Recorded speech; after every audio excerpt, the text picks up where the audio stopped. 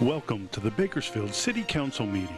This television broadcast is brought to you by the local cable companies, the County of Kern, and the City of Bakersfield.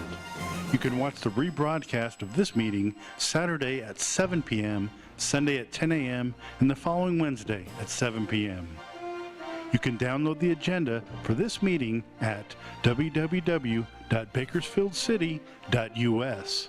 Presiding over this evening's meeting, the Honorable Mayor Karen K. Go. Good evening. It's my pleasure to welcome you to the February 19th, 2020 City Council meeting of 5:15. We are so glad to have all of you here. Madam Clerk, would you please read the roll? Mayor Go. Here. Vice Mayor Parlier. Here. Councilmember Rivera. Here. Councilmember Gonzalez. Here. Councilmember Weir. Here. Councilmember Smith. I'm here. Councilmember Freeman. Here. Councilmember Sullivan. Here. Thank you, and welcome to all of you. We have special students here tonight from Foothill High School. Go Trojans. Raise your hand if you're a Trojan. You're not ashamed of that, right? And then in the back row, we have our runners from CSUB. Thank you for being here. We very much appreciate your engagement in the civic process. So thank you, and welcome to all of you. At this time, we're going to have a Bakersfield resident, Jennifer Bloomquist, who has requested to present the invocation, and then that will be followed by a student who will lead us in the pledge. Brianna Fay is a senior at Centennial High. She is a member of the award-winning Virtual Enterprise team. Many teams in California competed here in Bakersfield, and among the 40 teams, their team placed third, and Centennial Virtual Enterprise team has been placed top 6 in the state and will be going to nationals in New York. We are so proud of you. Brianna is a member of the Kern County Student Leadership. She's also varsity cross-country captain, a recipient of the Scholar Athlete Award for maintaining a 4.0 and above GPA. And we are so proud of you, and thank you so much for representing us so well, and we wish you all the best in New York. And when you're finished, you feel free to introduce your teammate. Ms. Bloomquist, would you all please stand?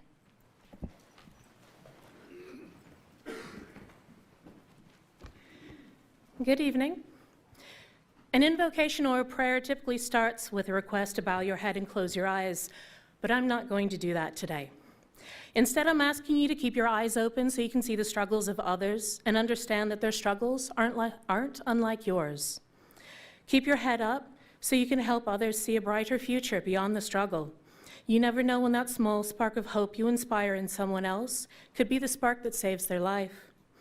When someone is hurting, when someone is struggling, don't just close your eyes, bow your head, and then move along. Do something. If you don't know what to do, ask them. Sometimes they just want to know that someone cares enough to ask. So go out into the world today and be that person who cares enough. Thank you. Thank you, Ms. Bloomquist. And Ms. Fay now? Salute, pledge. I pledge allegiance to the flag of the United States of America and to the republic for which it stands, one nation, under God, indivisible, with liberty and justice for all. Thank you, and you may be seated and go ahead and introduce your colleague. All right. Alongside of me is my colleague and really close friend, Shelby Moore. She is the Director of Marketing at the Centennial Virtual Enterprise Program. And over this weekend, we placed first in our marketing plan competition against 30 other teams. Thank you. Well, congratulations. It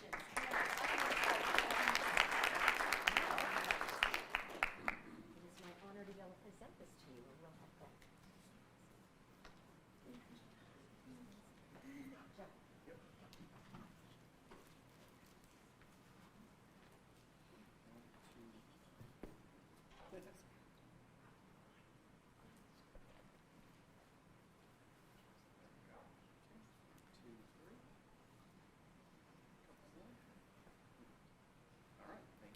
Thank you. Give it up for Centennial Virtual Enterprise.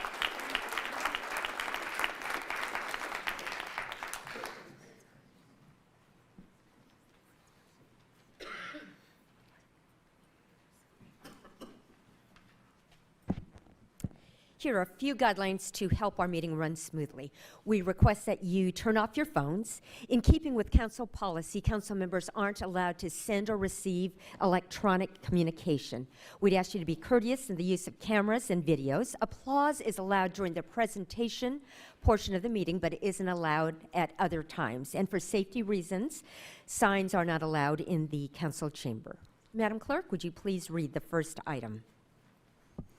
Under presentations, item A, proclamation to the Safely Surrender Baby Coalition declaring Safe Surrender Baby Awareness Month in Bakersfield during February 2020.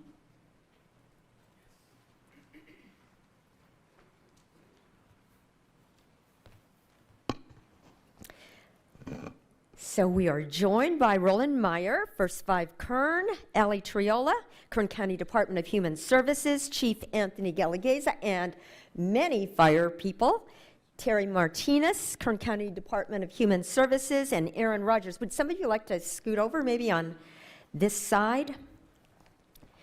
Imagine 77 children, students, future doctors, firefighters, police officers, mayors, who would not be here today if it weren't for this wonderful coalition. The Safely Surrender Baby Law was signed into law in January 2001 and became permanent in January 2006. It responds to the situation of newborn infant deaths due to abandonment in unsafe locations. The coalition has remained committed to saving the lives of newborn infants at risk of abandonment by encouraging parents or persons with lawful custody to safely surrender the infant within 72 hours of birth with no questions asked. And we just thank all of you for your dedication. And so it's my honor to be able to issue the following proclamation. The mayor of the city of Bakersfield, California, has officially proclaimed February 2020 as Safely Surrendered Baby Awareness Month in our city in recognition of the Safely Surrendered Baby Coalition to save unwanted babies from abandonment in unsafe places. In recognition of the partnership of government, nonprofit organizations, private businesses, and residents that are committed to providing places of sanctuary for these babies. In recognition of the need to heighten public awareness regarding this issue and the need to provide a safe refuge for the innocent newborns involved. In recognition of the 5 infants safely surrendered in 2019, and in recognition of the 77 precious infants safely surrendered since the program's inception in Kern County in 2006. And so it's my honor to present this to you. And who is getting this? Mr. Roland Meyer. Thank you so much, Roland, and thank you for all of your advocacy for our children. Please feel free to. Thank you, Mayor Go and council members. All my talking points, Mayor Go just went through all of them, so it'd be short and sweet now. A couple things to remember is you know, the courage that it takes for a mom to give up that baby so that that baby can have hope and have a way to be successful and move on. We don't hear about the dumpster babies and all those that are left anymore, because they do have a safe way. Now that mom has 14 days to come back. The baby and the mom both have a bracelet that matches. So that mom can have 14 days to come back. And we do have a few that we consider reclaimed. The family talks to her, they go through a tough time. So just remember that those families, you know, have a chance now. And we're really proud to be here and really proud of the proclamation and the work that we have and the coalition behind me. So thank you, we really appreciate it. Thank you very much.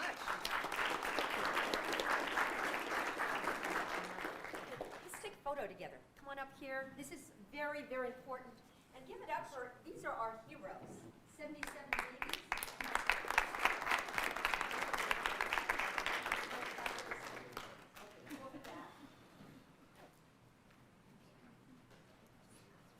Make sure everybody squeezes in. Okay. And 1, 2, 3. And a couple more. All right. Thank you. Got it, Lee? Got it. All right. Thank you. Very much. Thank you so much.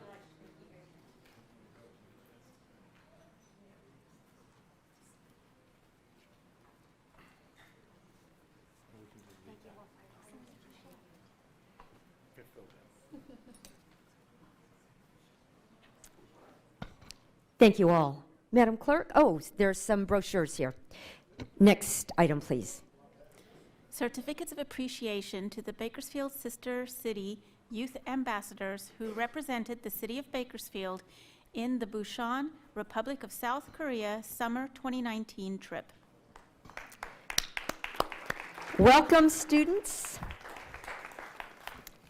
In June of 2019, students from various high schools in Bakersfield took a trip to one of our sister cities, Busan, Republic of South Korea, and they had the opportunity to forge connections with youth of their age and experience different cultural traditions. With us today is Evan, who is their advisor. He's been serving for many, many years with this wonderful group, and so today we get to honor them with certificates. Would you like to come up here and help me, please, Mr. Sproul?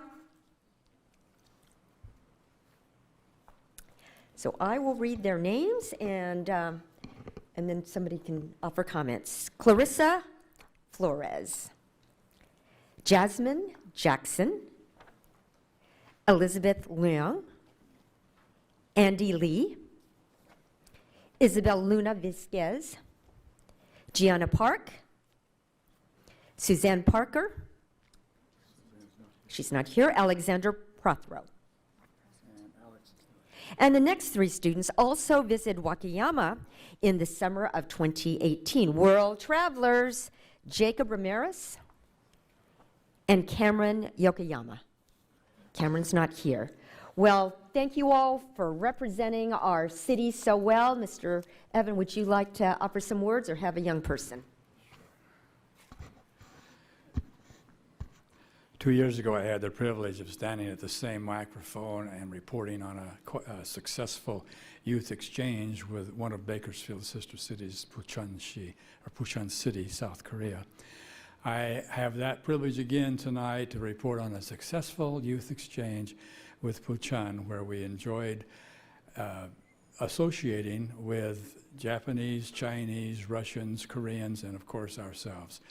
And it was a very wonderful and fun experience for them and for me, even though for an old man chasing teenagers around Korea is not what I would recommend. Thank you. Thank you so much. Let's take a photo together, and thank you, ambassadors. Come on up here.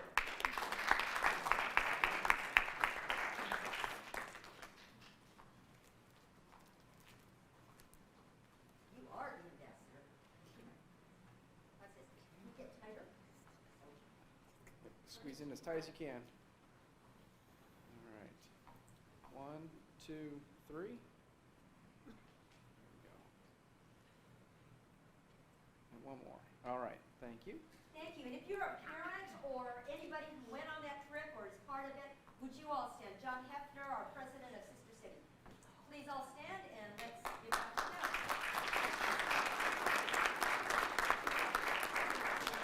Thank you very much, ambassadors.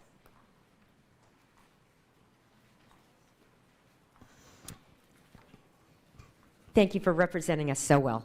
Madam Clerk, next item, please. A letter of appreciation to Reverend Angelo Frazier, pastor at River Lakes Community Church and the Bakersfield Police Department volunteer chaplain, for his contributions to the In God We Trust decal placement on city police and fire vehicles. Thank you. Reverend Frazier? Councilmember Sullivan asked me to share this recognition with you. You'll remember that your council made a decision some time ago, and it is my honor to be able to read this letter. Dear Reverend Frazier, thank you for all your hard work and diligent efforts that you put into the passage of the request to place In God We Trust decals on the Bakersfield City Police and Fire Department vehicles. Your persistent hard work and research gave the City Council a reason to pass this request on June 6, 2019. You clearly stated to us that there are 3 reasons why you are passionate about promoting our national motto. 1, to encourage patriotism, loyalty, unity, and honor, and 2, to encourage support for law enforcement, first responders, and our military. And 3, to always be reminded of the guiding principles of these United States of America. In addition, you are inspired by Jackie Sullivan, the longest-serving city council member in the city of Bakersfield, who is the founder of In God We Trust America and is also president. On behalf of the City Council, I would like to publicly thank you for your services in spearheading this campaign. We understand and value your contribution in bringing this proposal to fruition. We are grateful to have you as a member of our community, and we hope to see you continue in your vision of seeking to have the national motto displayed in other cities. Reverend Frazier, it's my honor to be able to present this to you on behalf of our City Council. Thank you so much, and I think we have to adjust this microphone. Huh? We're kind of the same height. Yeah, we are. Again, thank you, City Council, and I really appreciate your steadfastness and all the tough issues that you deal with on a weekly basis and some on a daily basis. And I really believe since the beginning of time, our government has said, in God we trust, and this is how we can effectively deal with problems such as homelessness, trafficking, drugs, all kinds of things if we frame it in that. So I appreciate your confidence in me and Jackie, and we'll continue to press on within God we trust. And thank you, Mayor, for this honor. Thank you very much. Let's take a photo. Jackie, Reverend Frazier would like you to join us, please.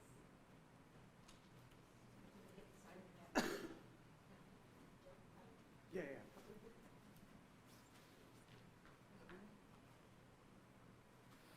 Karen always tells me to stand up.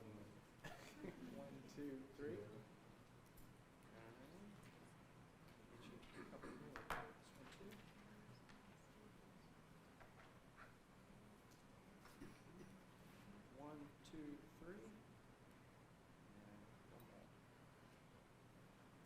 All right, thank you. Thank you. Thank you for your leadership. Thank you. Thank you. It's been a blessing. All right, thank you.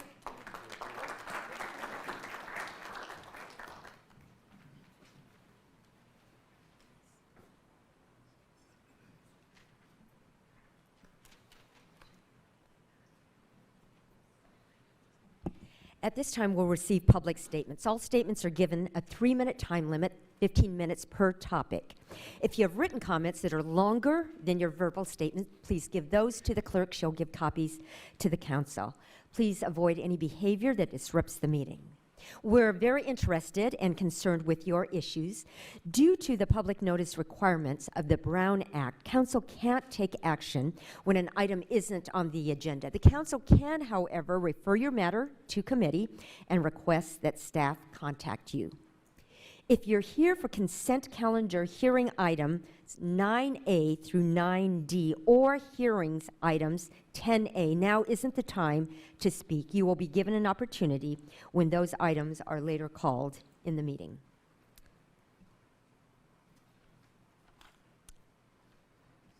Madam Clerk? Mayor Go, we've received 6 speaker cards this evening, 3 regarding tobacco use and 3 regarding separate subjects. The first speaker is Curtis Bingham.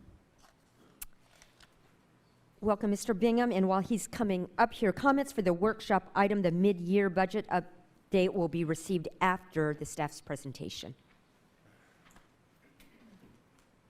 Yes, my name is Curtis James Bingham, Sr., servant of our Lord and Savior, God Almighty Jesus Christ, who truly is the only begotten Son of our Holy Heavenly Father God. To the Honorable Board and to our wonderful, beautiful mayor, which you should be able to be mayor as long as you want to be, because you've really been out there doing it. And so if the truth be right, you should be able to be mayor as long as you want to be. And the Lord tell us to bless our leaders. I'd like to say King David was a man after God's own heart. Once upon a time, they went on a battle. They won the battle, but when they came back, their own wives and kids and everything was taken. So King David got his men together. They went, and God gave him back all the stuff that was taken. So when they came back, King David had left some men behind to watch the stuff while they were gone. And the men that went to fight didn't want the men that were left behind to sharing the goods.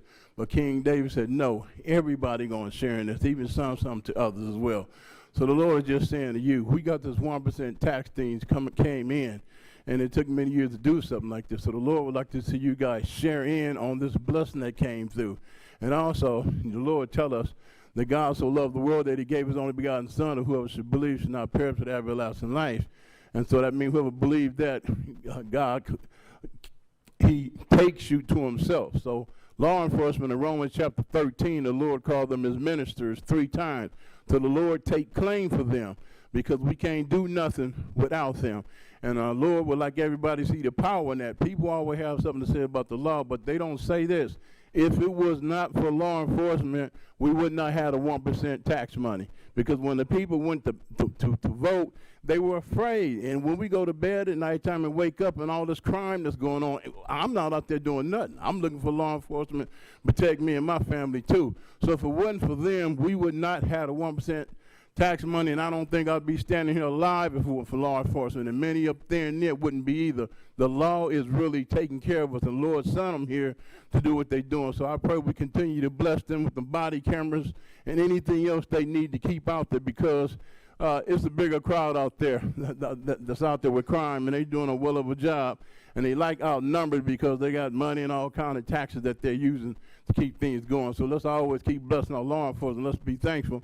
And so far as the fire is concerned, you can already see, everybody know what a fire is now. These fires will burn down your whole town if we don't take care of them. So let's give them the best equipment so they can do the best job. And another thing about you guys, why you're so beautiful, if you look at the homeless people now, I've been helping them many years with actual money, but I never give unless I say in the name of Jesus, I'm giving you this. And now when I see them now, it's a smile on my face.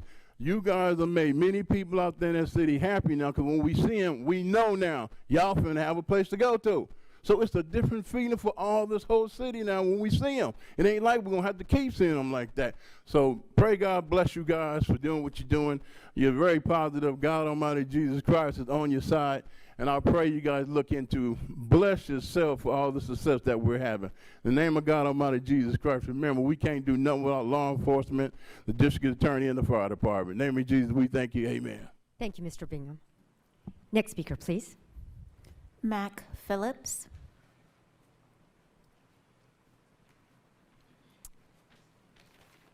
Welcome, Mr. Phillips. Thank you.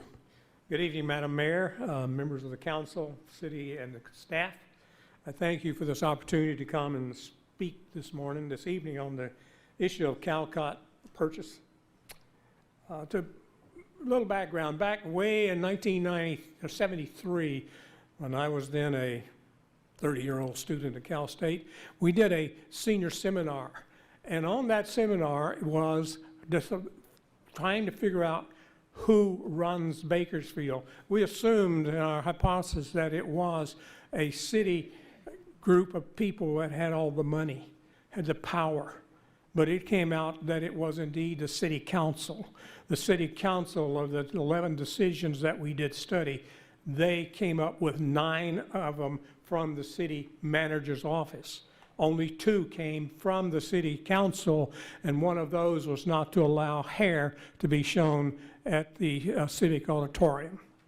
To that end, I believe that this decision to take and buy this particular property out here from Calcott was rushed through by the city's manager's office without having researched all of the cost involved in running such a facility.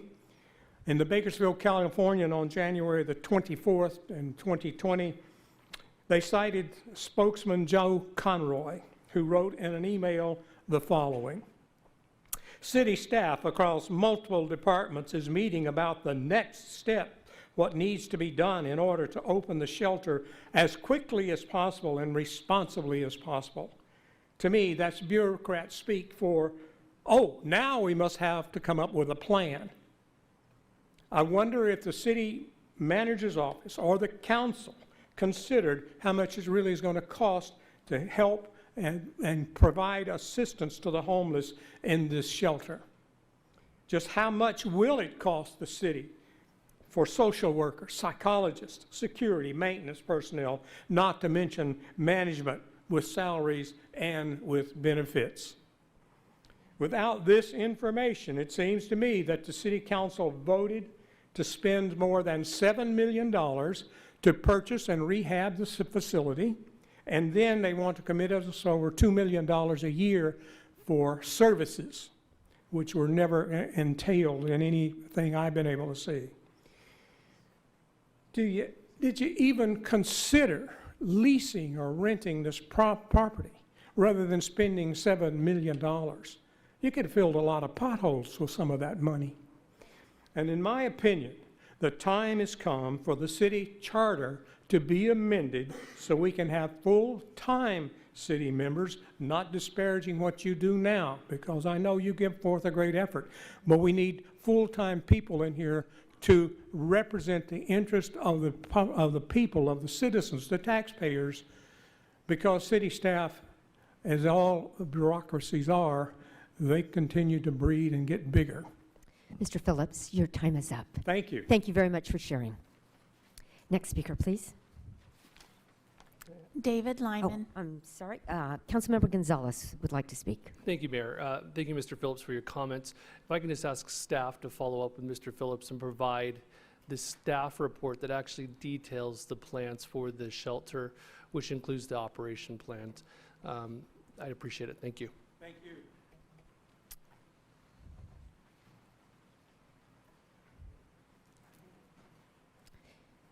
Welcome, Mr. Lyman. Mayor, council members, good evening. I'm David Lyman, Visit Bakersfield. I'm happy to unveil for you tonight our latest promotional piece to help visitors spend their money in California's 9th largest city. You have a copy in front of you. We call it our Lure Brochure. You heard about it in my presentation at the budget workshop a few months ago, and that idea is now a reality. We developed, did you get copies, right? Okay. We developed the Lure Brochure in response to what customers tell us in our office. Many of them are coming from Sequoia, Kings Canyon, Yosemite National Parks, and going to or from Death Valley and Las Vegas, and they're passing right through Bakersfield. Now, those are the ones who stopped. Our challenge is how to get to those people who are traveling and are not stopping and finding what there is to see and do in Bakersfield. We hit on the idea of distributing Bakersfield information before they actually get to Bakersfield, distributed around the national parks and throughout Las Vegas. The piece that we have, our official Bakersfield arrival guide, is simply too expensive to distribute in such a large area, so we hit on the idea of a much smaller piece. Voila, the Lure Brochure. Major funding for this project came from a grant from the Kern County Tourism Promotion Grant Program, and this is our third successful application to that program. So I hope you will enjoy the Lure Brochure. We are looking forward to luring more people to Bakersfield to help them experience the sound of excitement, the sound of adventure, the sound of family fun, and the sound of festivals, the sound of something better. Thank you. Thank you, Mr. Lyman, for broadcasting the sound of something better to regions beyond. Next speaker, please. The following three speakers are speaking on a single subject. The first speaker is Salem Palmer.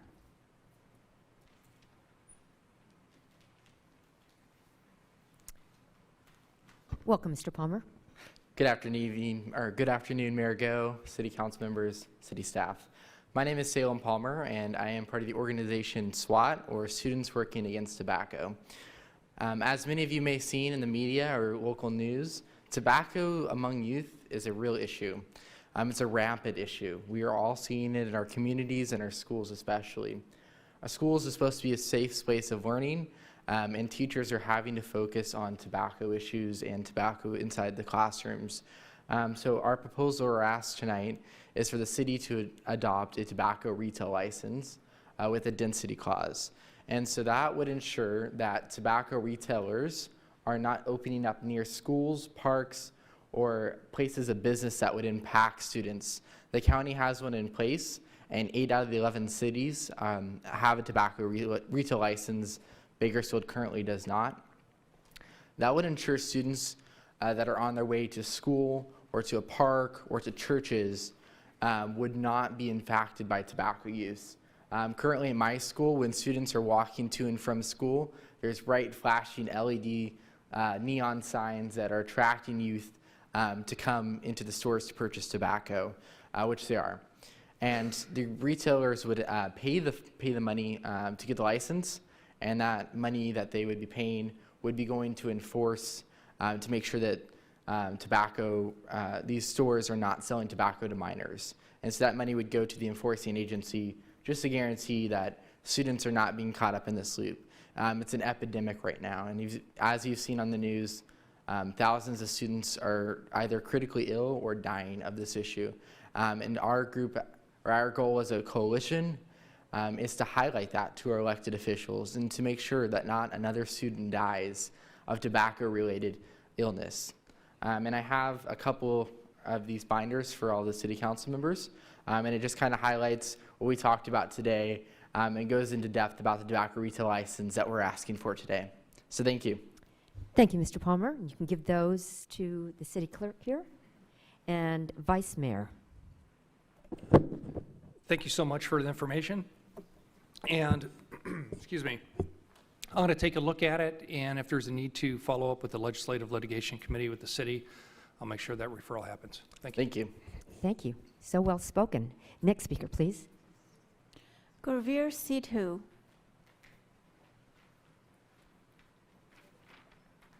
Good evening, Welcome. Mayor Go and council members. My name is Gurveer Sidhu. I'm also a SWAT, or Students Working Against Tobacco, Youth Coalition member.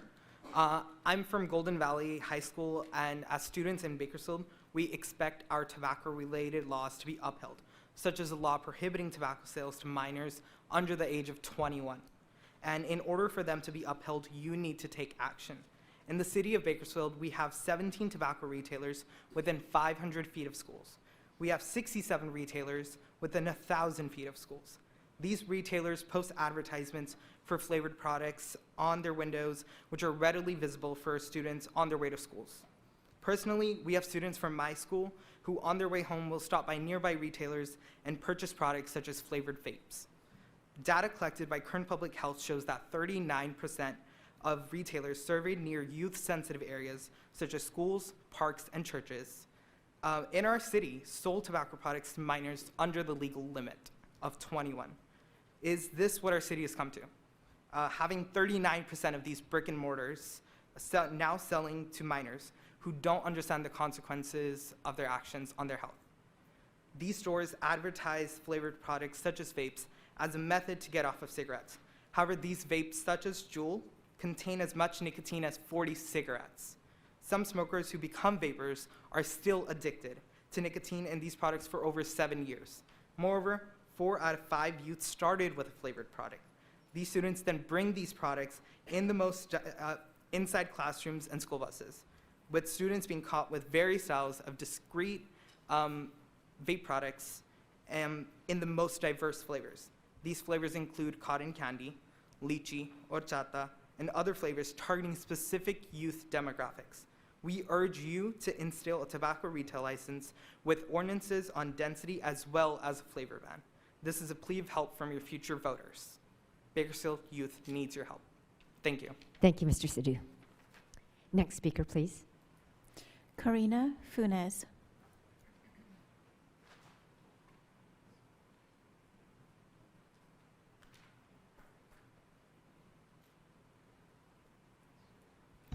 Good afternoon. My name is Karina Funes with the American Lung Association. Every year, the American Lung Association releases their annual State of Tobacco Control Report, which grades cities and counties on their tobacco policies. Unfortunately, Bakersfield has 0 policies to protect its youth and residents from smoke-free outdoor air, which includes parks, restaurants, as well as no policies in multi-unit housing and no policies in reducing tobacco sale to minors. Therefore, Bakersfield did receive an F when it comes to tobacco control policies. Other cities in Kern County have received a higher grade because they have passed policies, such as a tobacco retailer license. 8 of the 11 cities in Kern County have adopted a tobacco retailer license program where the local health department ensures that these retailers are not selling to minors. Tobacco is still the #1 cause of preventable death, and unfortunately, tobacco companies are targeting youth with their over 15,000 flavored tobacco products that are on the market. Adopting a tobacco retailer license program is an effective strategy to ensure tobacco is not easily accessible to youth. 8 other cities in Kern have adopted the county ordinance, and it's time for Bakersfield to do the same to protect our youth. Thank you. Thank you. And thank you to all of you for speaking up for our health. Madam City Attorney? City Clerk, sorry. Under workshops, fiscal year 2019-2020 mid-year budget update. Thank you. Welcome, Mr. Hewitt and team. Well, good evening, Honorable Mayor and City Council members. Chris Hewitt with the Manager's Office. Just going to wait a moment for the presentation to pop up here. Thank you. So tonight, I'm here to give you a mid-year budget update. We are just past the halfway point of the current fiscal year. So I will cover this in 4 parts, and I have Finance Director Randy McKeegan behind me that's going to help take some of the burden of the speaking. And so we're going to cover 4 areas. One is just a general high-level, very high-level overview of fiscal conditions and factors. Second part is going to be focused on general fund revenues and department expenditures, both for the general fund and for the vital safety services measure. The third part is going to be a little bit more of a deep dive into activities that we've accomplished so far this year and that are in process related to the PSVS measure, and some mid-year allocations or budget adjustments that we're going to be asking the council to make in relationship to that funding source. And then part 4 will be one minor adjustment that we're asking the council to make in the general fund outside of the PSVS measure. So to jump right in and start, I think you're all very aware that the national and state economies are pretty healthy right now. We continue to see economic indicators in the form of GDP showing growth consistently quarter to quarter and year to year. And I have some figures here just to illustrate that, what's going on both nationally here in the state of California. And we're seeing unemployment at historic lows in terms of, again, national and statewide figures. Locally, there's reflection there in terms of the local economy. As you'll see in a moment, most of our major revenue remains on track to meet or exceed budget projections. Oil prices remain stable, and I put for now for a reason, and I'll get into that in just a moment. And our development-related numbers, when you look at it from a calendar year basis with the latest data we have, in 2019, we saw some pretty good growth in development. Our single-family residential permits were up over the prior year by almost 350 permits. Solar continues to be a activity that sees increases year over year, and we're up almost 20%. And when you look at the total value of those permits, it's not revenue related, but value of those permits, we show about a $90 million year-over-year increase. So again, pretty healthy on all fronts there. We're also seeing some growth on the hospitality side of things, especially in the form of new hotel development. And you may have seen Mr. Lyman's articles in various publications outlining the growth in that industry locally. We've added 230 rooms, I think, over 2 properties since December of 2019. We have 1 hotel under construction currently, and we actually have 4 more in the plan and permitting stage. So a lot of activity going on in relationship to hotels. On the other side of the coin, just some things to think about, and we'll reiterate through this presentation. We're approaching 11 years of economic expansion. That's really the longest in modern history. So if you talk to different folks that are monitoring the economy on all different levels, the mantra is an economic slowdown, not necessarily a recession, but a slowdown is coming, not if, but when. So we have to keep that in the back of our mind in terms of what we're talking about tonight and moving forward into budget season. We all know that the retail sector is continuing to look at expansion plans and development in light of consumer purchasing habits and online trends for sales. And as I mentioned earlier, oil prices, as we all know, are stable for the time being, but we do see regulatory impacts on the horizon in terms of at least what the state has outlined. So there is some concern there, of course, in terms of the impacts on the city of Bakersfield directly. So I'm going to turn it over for the numbers portion, in part, to Finance Director Randy McKeegan, and he'll walk you through kind of where we're at in terms of numbers related to both revenue and department expenditures. Thank you very much, Chris. Good evening, Mayor Go, council members. As he said, I'm the numbers guy, so he gave me this part. So I have the opportunity to present to you the update of the general fund activities through mid-year, at least, well, through January 31st, 2020. So what you see here is an update showing our revenue activity. So the first column of numbers is our budget. The second column is the activity to date, well, through January 31st, and where we are at the percentage of the current budget collected as of January. So this is various revenue categories. So that being said, what you would expect in the far right column, if revenue was fixed and linear, you'd expect the number to be around 58.3%. But as you see in the notes down below, there are differences based on nuances in the revenue, how those revenues are collected. Just to lay out some of those items, the current secured number of 54.6%, based on analysis of collection of revenue, it's not fixed. We get the revenue in December and April, so that number does expect to be around the budgeted number for property taxes. You see in the current unsecured, those primarily come in through September and October, which is why we're at 99.7%. Skipping down to sales tax, those numbers are about 2 months behind, so looking at those figures at 41%, we are on track to make that budgeted number of about 76.6%. As an aside, that is just the Bradley Burns portion that hits our regular general fund. The PSVS, or Public Safety Vital Services measure revenue, we'll touch base on that in part 3 of this presentation.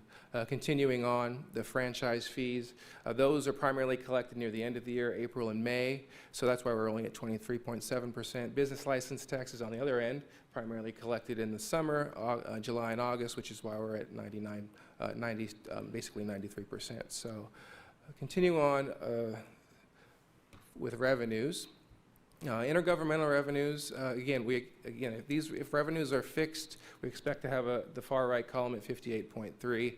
The intergovernmental revenues tend to be based on projects, so when the projects occur, we bill the grant and then receive reimbursement, so that's why that number is not really at the 58%. Continuing on, something that stands out there, the fire fund services at $6.2 million. That is billed to the county based on our joint powers agreement with the Kern County Fire Department. It was billed just recently. They make 2 payments on that, and usually it's between January and February. We haven't received the February payment yet, but we expect to receive more than the 6.2 budgeted. Continuing on, cost allocation, that's a charge out to various funds. That's actually the first quarter allocation, so that's we're on track there. And another number to look at is that the Parks and Mediums allocation. That's a year-end allocation, so we make that adjustment at the end of the year, so we'll expect to have that $7 million in the general fund. So continuing on, looking at the expenditures by department. In the general fund, going through the various columns, we see the budget on number, then we have the actual expenditures again through January 31st. Encumbered amounts, which is purchase orders, contracts to date, and then the balance of the budget remaining in each one of those departments. So that being said, the final, that far right column, you'd expect if expenditures were linear and the department's fully staffed, the remaining budget should be about 42%. Because 58% of the year is completed. As you see here, whether it be administrative services, legal services, executive, or finance, they're above the 42%, meaning that there is some savings being incurred. Maybe the staffing isn't in full effect yet. So that likely, if it proceeds, these savings will be a result of savings at the end of the year if these trends continue. Next group, this is the public safety departments, police and fire. You'll notice on the far right column that is actually below 42%. The reason being is that, if you recall, we changed the way we were paying the unfunded liability portion of our PERS. We paid it at the beginning of the year as opposed to every month, and created some savings of $1 million to $1.5 million per year. But because of the PERS costs specifically and safety being so high, it skewed the numbers to get us to 40%. But if you take those numbers out, project out the other expenditures, those departments will not be over budget by the end of the fiscal year based on our projections. This is the next department, Public Works and Recreation and Parks. Again, the far right column shows that they are at 43%, above the 42% through the fiscal year. So they're on track. These next couple of slides relate specifically to public safety and vital services expenditures. and where we stand on those. You'll notice in a lot of these reports to the far right is well above the 42%, because in most cases the hiring didn't occur at the beginning of the fiscal year, so the salary savings will be realized because those positions weren't full for the full fiscal year. Just so you, as an example, the fire department, actually those positions were almost immediately filled, which is why we're at the 42.7%. Continuing on, the development services divisions, again, they didn't have the full hiring as of July 1st, so there's significant savings, specifically salary savings in those divisions. The next one is Public Works, Recreation and Parks. I'm sorry, that was Development Services. And then this, just so you can see, the streets number is skewing the Public Works figure a bit. That street allocation was for materials, which was appropriated in January, I think the last council meeting, so there's no expenditures that have been incurred as of January 31st, which skews that 72.1% number. That being said, if these things continue, based on these projections, there will be additional savings for specifically related to salary in the Public Safety and Vital Services Fund. With that being said, I'm going to pass it back to Assistant City Manager Chris Youatt.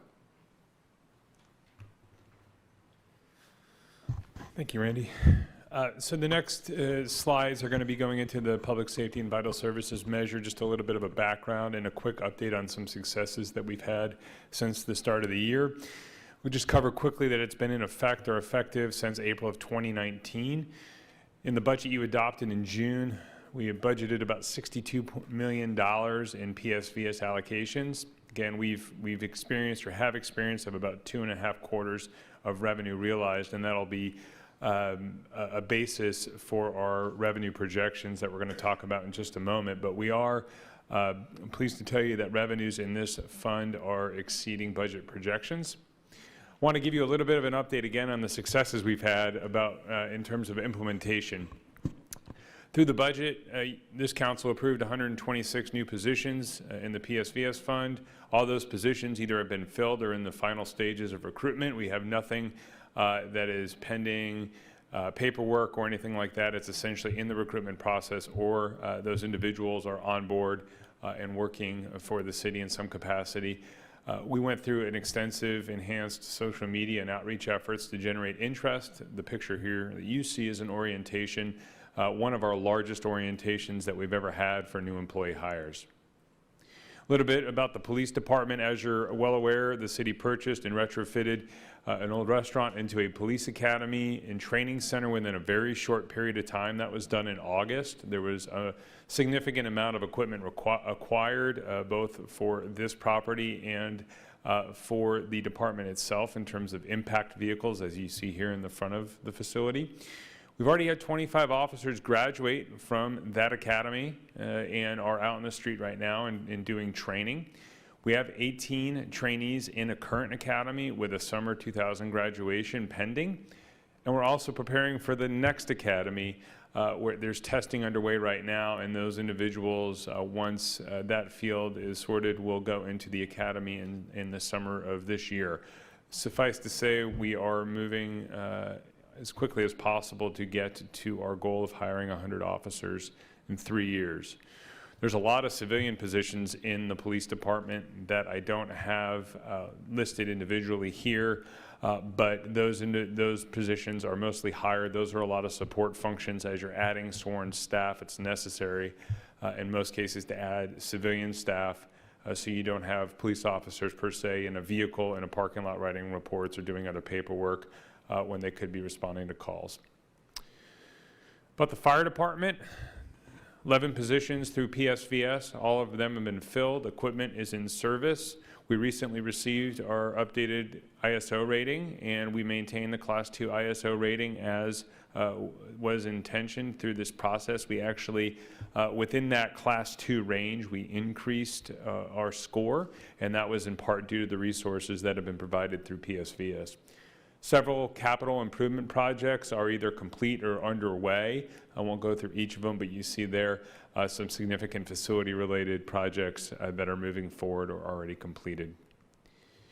Recreation and Parks, again, 6 positions filled for the rapid response teams. Those have been deployed. They have additional private security that's under contract.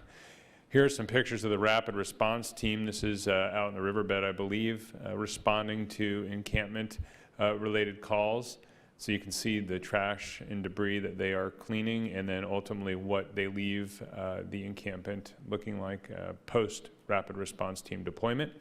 Beyond that, they're able to address a lot of special projects and repairs across the city's park system. And what this has done, and Ms. Hoover and others can speak to this, is it's actually allowed staff that would otherwise have been pulled previously off of streetscape maintenance or median maintenance to do these special projects and repairs to stay out in the field and ensure those maintenance needs in the streetscapes and medians and parks are being done. So it's really, again, that trickle-down twofold effect. Another project that's underway is the reforestation project. Through PSVS, I believe it's about $1.5 million was invested to plant 3,500 trees and 32,000 plants across the city. Here's a before shot of a streetscape where the drought and other factors reduced the vegetation in the area, and then you can start to see what it looks like afterwards. And of course, over the course of several years, these plants will grow and fill that area in. Also are making progress on both major sports facilities for youth sports, and more to come on those. In the development services, on the code enforcement side of things, the rapid response team has been deployed, 10 employees working 7 days a week. They receive the majority of their calls for service via the Bakersfield mobile smartphone application. So we did roll out, again, a new process through the mobile app where users can essentially take pictures, report the encampment, set the location. We have a staff member that is taking these and deploying the rapid response teams on a daily basis. This data is a couple months old, but at the time that we updated the Citizens Oversight Committee on this, there was over 1,100 calls for service, mostly through the app, and 875 yards of cubic yards of trash that have been collected at that time, and those numbers have gone up. Again, just some examples of what they get called out to in this case. And then you can see the after conditions. And again, one more here before and then after. A little bit about service enhancements. There was $450,000 originally allocated to support homeless-related services. This council, since I believe December, has allocated about $678,000 more to these services to continue these through the remainder of the fiscal year. So the Downtown Human Waste Cleanup Program, the expansion of the Homeless Center Jobs Program for the Clean Teams Downtown, and then the private security contract, those have all gone through their pilot program with the exception of the Homeless Center. The other two have gone through the pilot program, but all 3 of these programs have been funded through the remainder of the fiscal year. As Ms. Kitchen mentioned earlier, we're now part of the Bakersfield-Kern Regional Homeless Collaborative, and that allocation of about $155,000 also came from this funding source. Here's the private security interacting with an individual, and then here is one of the waste cleanup team members doing the job there. At the arena, I won't go through every one of these projects. I can tell you that we have some lighting and scoreboard upgrades that have been completed. Here you can see upgraded theater lighting, replaced original 1960s lighting. And then scoreboard upgrades, full on HD, full video screens at the arena there. And then finally the new dasher system. We have several other projects that are in the queue. Most of those are dependent on event schedules at the facility. Lastly, just some other highlights. There's an energy savings project that's on your agenda this evening that would take about $1.1 million and retrofit upwards of, I believe, 3,000 street lights and other decorative lights that were not part of the PG&E project that this council approved several years ago, in part because they weren't essentially authorized under that program. So this would allocate about a little over $1 million to retrofit the remaining lights that the city operates, which is a cost saving, and it also is a safety enhancement. There's a street light study that's separate, looking at street light standards and needs for additional street lighting in certain areas of the city. We do have consultant interviews that are scheduled, and we believe the award will happen for that agreement in April of this year. Finally, second to last, we talked about the community prosecution program and that your council approved funding for the district attorney's office. And finally, the cash basis reserve, that was of discussion early on in the process. This council, through the budget, adopted a 60-day reserve plan, which I'll mention in just a moment. So we're now projecting close to $10 million over our original estimates for the public safety and vital services measure revenue. That's based on trending, and of course, staff is not bringing you $9.9 million of adjustments this evening. As we've done historically, we want to take a fiscally conservative approach. We have 2.5 quarters of revenue data available based upon that information, staff analysis, along with our consultants. We, again, are recommending about $5.4 million in adjustments this evening. We want to allow some additional quarters to come in before we come back to you for any other adjustments. So again, just visually, if you remember, we had 1 quarter last fiscal year of PSVS revenue come in. That came in slightly higher than what our projected was at the time. $17.1 million was the actual. So that was the first quarter. And then this is what we're projecting out right now with those other 2 quarters of data that we have in the current fiscal year. We started the year at that $61.8 million. We're now anticipating $71.7. A little bit about that $5.4 million in allocations. This is the last section here. We'll go through these one by one, but this is just a summary of the projects and the items that we will be recommending to take action on tonight. The first is body-worn cameras. Phase 1 is complete. This would outfit initially we were going to roll these out over a 3-year period. We've completed phase 1. This would actually accelerate that process to get body cameras on 215 or so additional individuals in the police department by spring of this year, which again would outfit the remaining sworn officers. Because we're accelerating this program, we're requesting the addition of 2 positions to help manage data and policy compliance associated with the cameras. That was going to be in a future phase of the PSVS program, but again, because we're accelerating this process, we need to add these positions sooner to be able to handle the additional cameras and the data that are going to be coming online. So it's about $800,000. Fire department, there are 12 new positions in phase 2 that will be coming before you when we start the budget process. There is lead time to acquire units that these individuals will be staffing. What we're asking, much like we did last year, is to accelerate the acquisition of those 2 units. These are rescue units. They provide enhanced services to individuals that call the fire department for emergencies. It allows more comprehensive staffing across the city and coverage across the city. But again, this item would purchase those new vehicles in preparation for the staff that are going to come on in July. We talked about at a previous planning and development committee and through the budget process looking at e-permitting software, which again provides individuals and developers a paperless method to submit and revise certain building permits and other types of permits. This would eliminate a significant amount of paper movement and storage. It creates some significant efficiencies for staff in terms of tracking, in terms of the process to review permits. So we're asking for $500,000 this evening to begin implementing that process. There's an agreement that's part of this action this evening that we're going to recommend. We went through an RFP process, and staff is recommending to go with a system called Evolve, and they've vetted that system very closely. Something I'd like to add is we're pursuing a grant through the Air District for $150,000 for vehicle trip reduction under that umbrella. And so we feel as though that is going to help us offset some of the cost to implement this program. Talk a little bit about homeless services and shelter operations. On the 22nd of January, this council directed staff to put together a contribution agreement with the County of Kern for $500,000.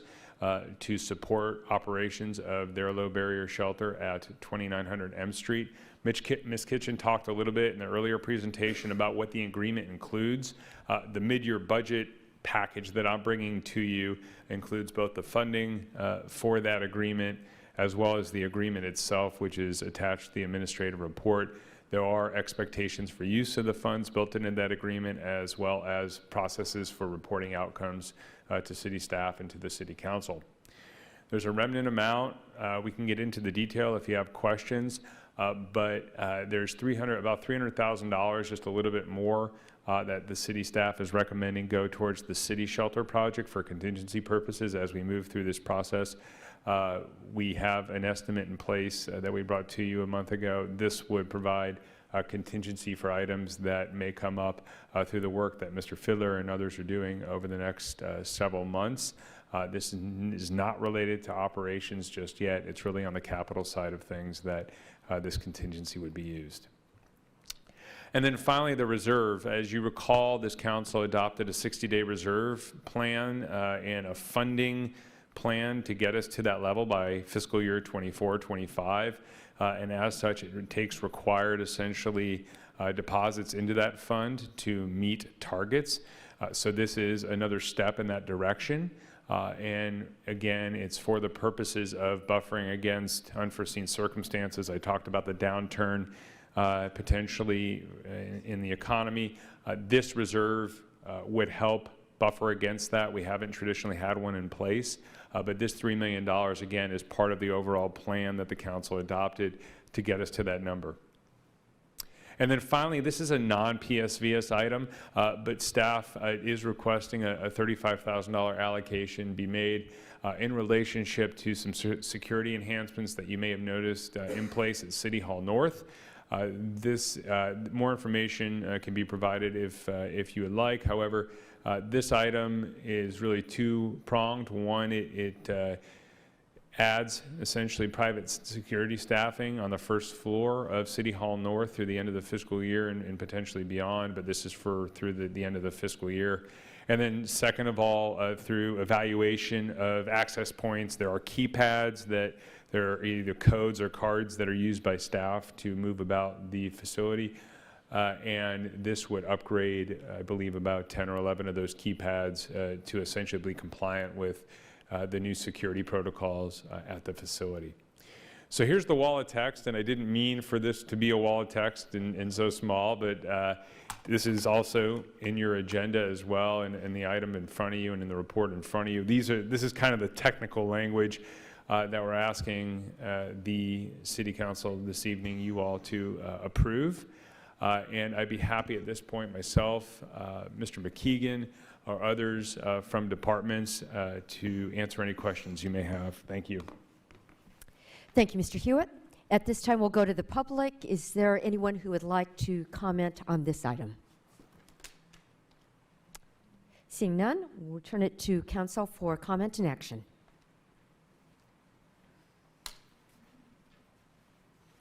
Councilmember Smith. Thank you, Mayor. Just comments, mainly all exciting stuff, pretty much. The e-permitting we've been talking about for a couple of years. It's great to see that moving forward. I think that's going to help a lot, economic development, and move things along.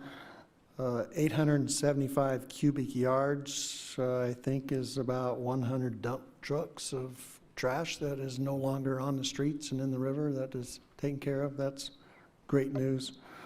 The $300,000 community prosecution program to the county, do we know what that's done, where that's gone? I haven't heard an update on that. Mayor, Councilmember Smith, as I indicated earlier, I think you may have been out, but as you know, the council made that contribution to the district attorney's office a couple of months ago, and as part of that contribution agreement, Ms. Zimmer, either she or one of her designees, they are required to come before you during your budget process and give you an update as to how those funds are being used and some statistics to see whether or not your council wants to renew that again for the next fiscal year. I don't have any other information other than that.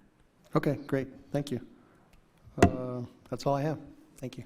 Thank you, Councilmember Smith. Councilmember Gonzalez. Thank you, Mayor. Just great job, Mr. Huot, on all of this, and kudos to the entire staff for implementing particularly Measure N funded programs.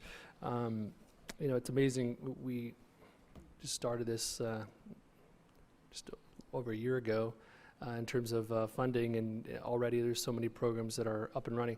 And I wanted, because I get a lot of questions regarding Measure N and additional law enforcement and why don't we see that. Can you describe for the council and for the public the timeline from when we first start an academy to when an officer is actually on the streets?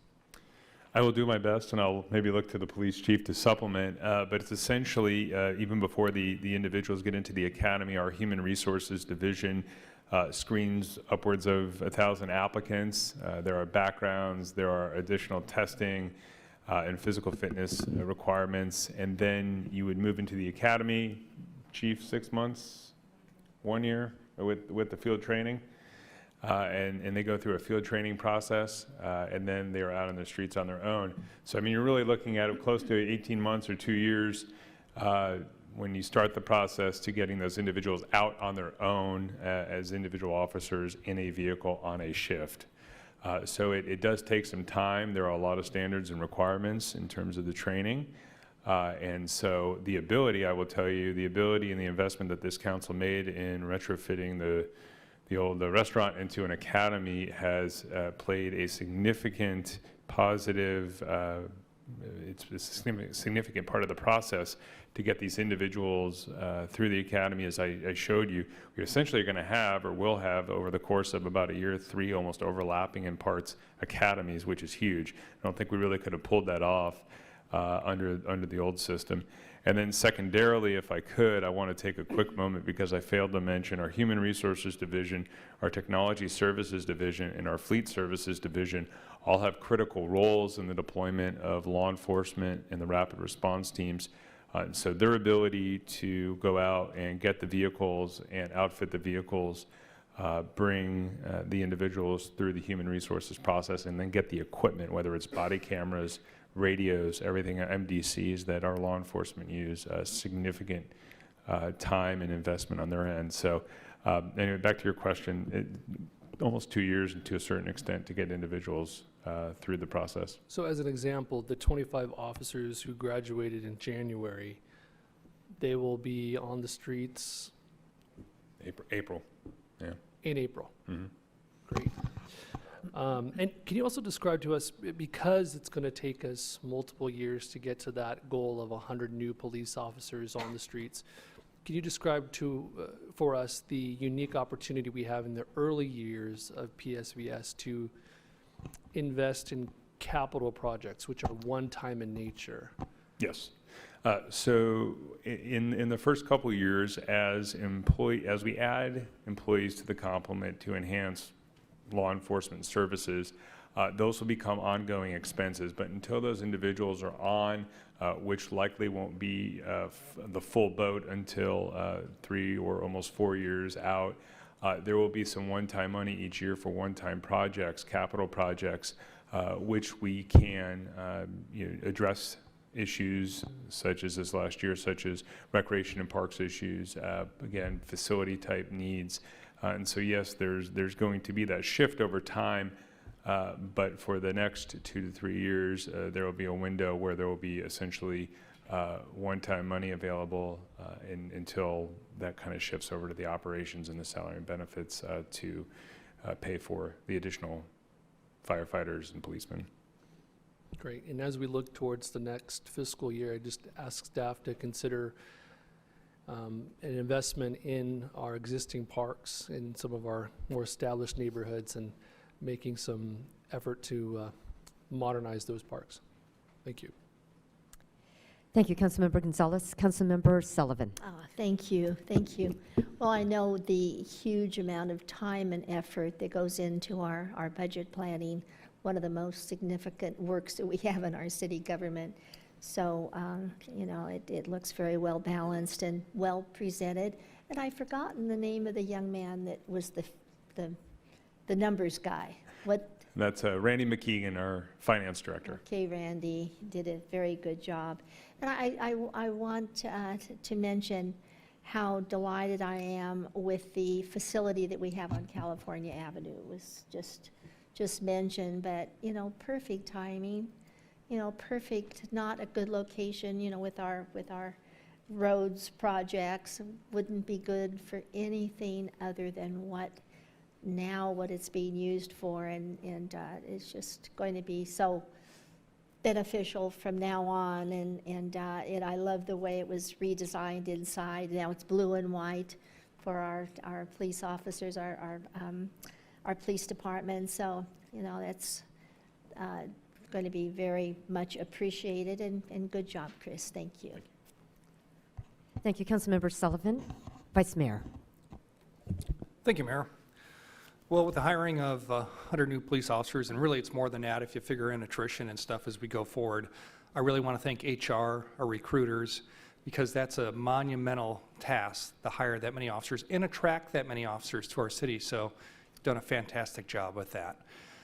Now with the body cameras, that was my referral to Budget and Finance. I think it adds transparency for the community, but also protects our officers, and I'm glad you're accelerating that program. And great presentation, Chris. Thank you. Thank you. Thank you, Vice Mayor. Councilmember Freeman.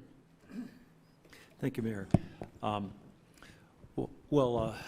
Hewitt and Mr. McKeegan, both of your presentations strongly suggested that we'll have a surplus of revenue and a decrease in expenses, because mainly the expenses, we just couldn't spend the money fast enough is the reason we have a saving. We couldn't hire people fast enough. There's a lag, and that creates what we call a savings. It's really just, you know, we couldn't spend it fast enough. Next year it'll be there because we're more ramped up.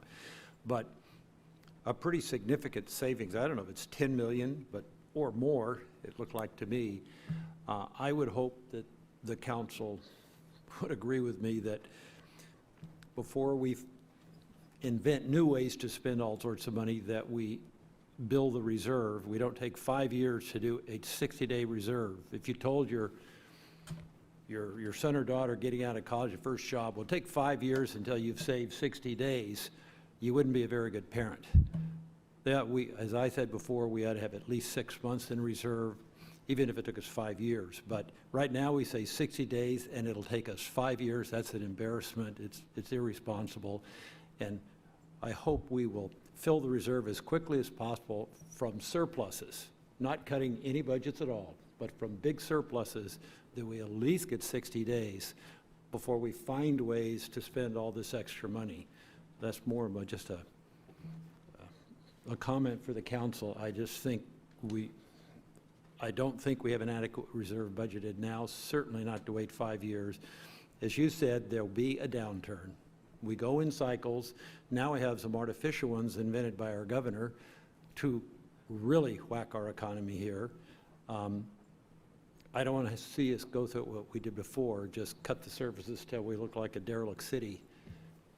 We can't do that again. We need a much better reserve. So enough said. If we have a surplus, let's dedicate it largely to building our reserve.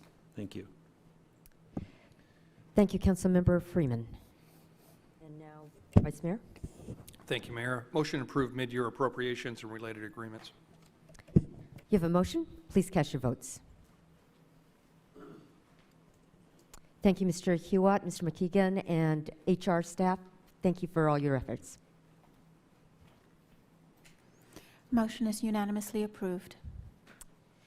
Thank you. Next item, please. Under appointments, we have one appointment to the Bakersfield Youth Commission due to the current vacancy of the alternate member for Ward 3. Term for this position expires on July 31st, 2020. We've received an application from Braden Burrow.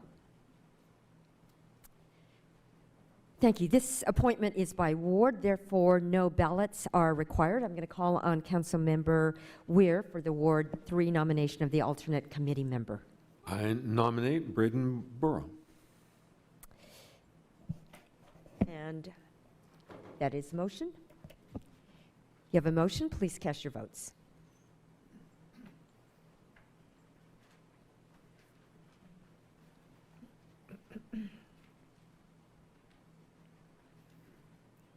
Motion is unanimously approved.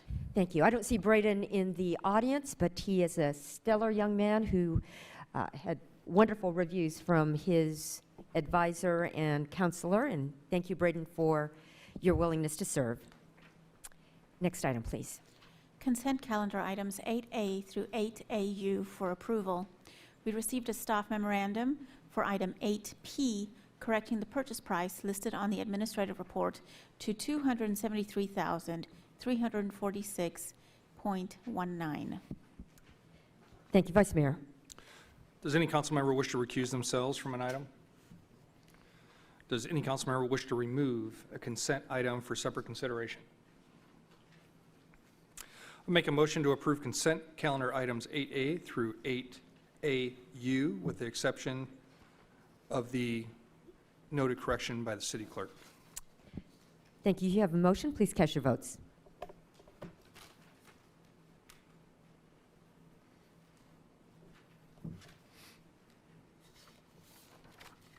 Motion is unanimously approved. Thank you. Next item, please. Consent calendar public hearings, item 9A through 9D for approval. Thank you. It's now time for the consent calendar hearings. The purpose of this section is to vote on all items listed under the consent calendar hearings in one motion without further comment. If anyone would like to speak on any of the hearing items listed, the item must be removed from this portion of the agenda. If an item is removed, it will be placed at the end of the regular public hearing portion of the meeting. So at this time, I'll open consent calendar public hearings, items 9A through 9D. Is there anyone in the audience who would like to request that a hearing item be removed from the consent calendar? If so, come forward. Seeing none, does any council member wish to remove an item from the consent calendar hearing? Seeing none, at this time I'll close the consent calendar public hearing, items 9A through 9D. Vice Mayor? You have a motion? There we go. Motion to approve staff recommendation. You have a motion. Please cast your votes.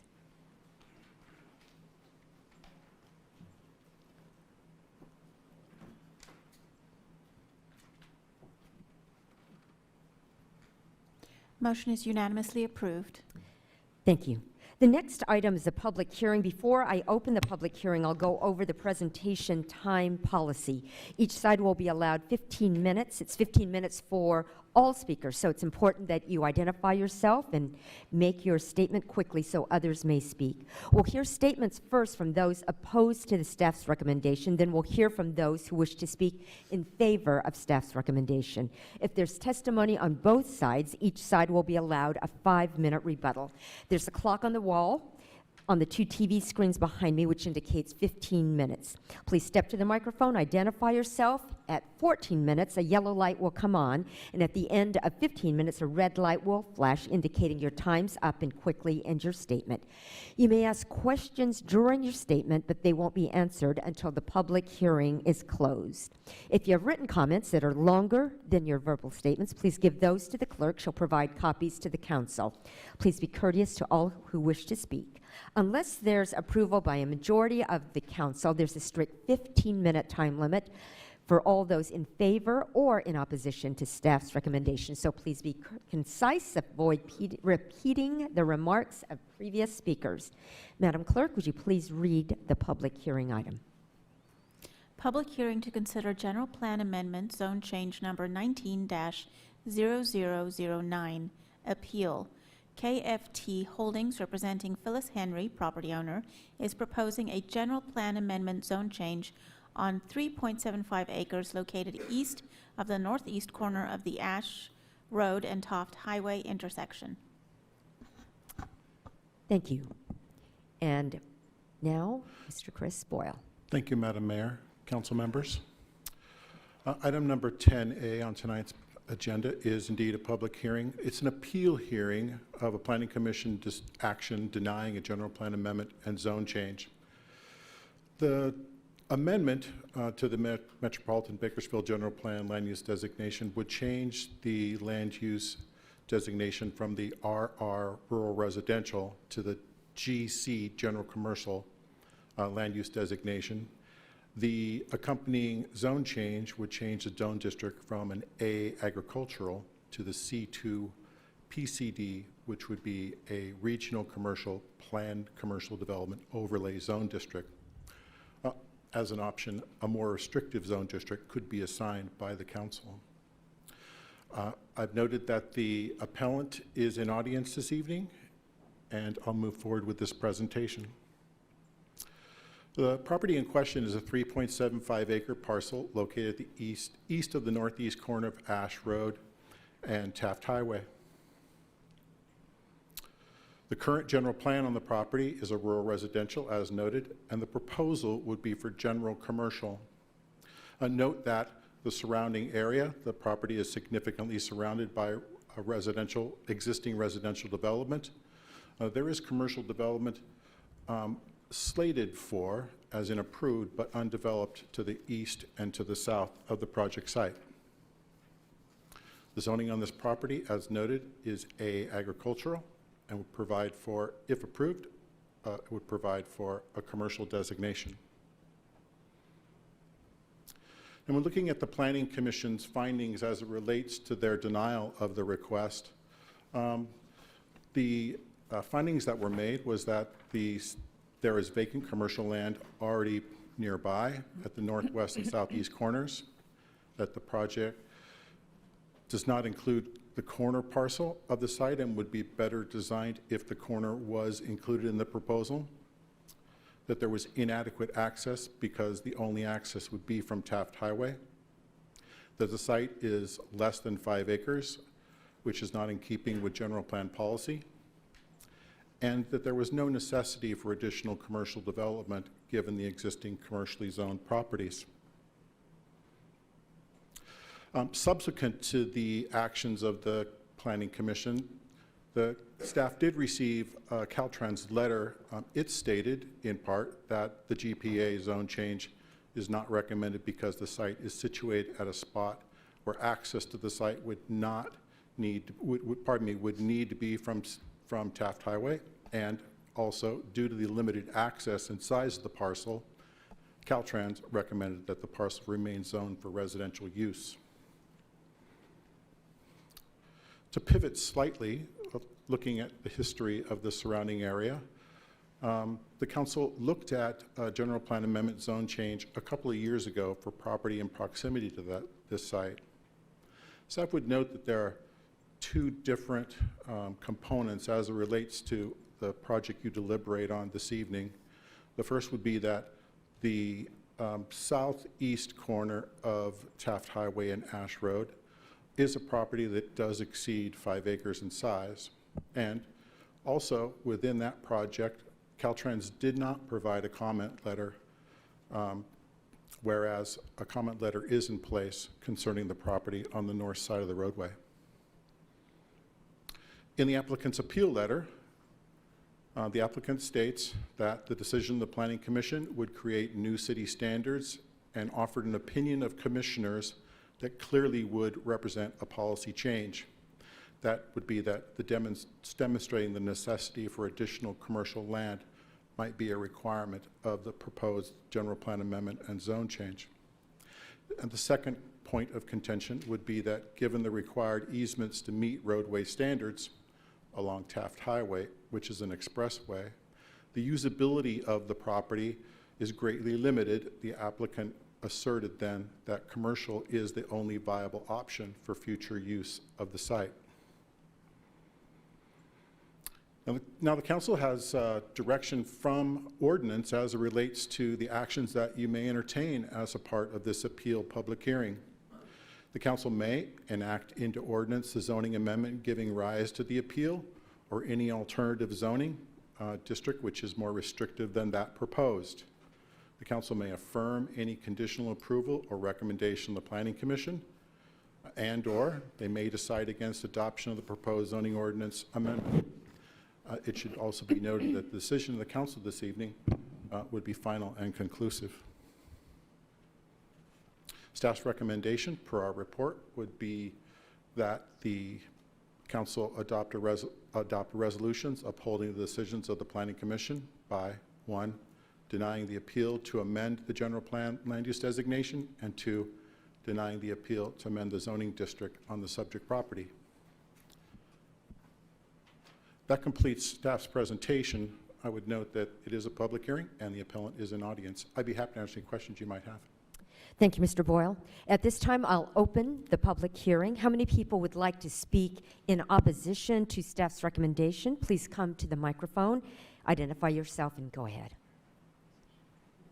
Just to clarify for the audience that opposition to staff's recommendation in this case would be to support the project, the zone changing to commercial. So the people that are appealing it would be the ones speaking in opposition to staff's recommendation. I just want to make that clear to the public. If you are not in support of the project, you would speak in favor of staff's recommendation. Thank you, Mr. Iger.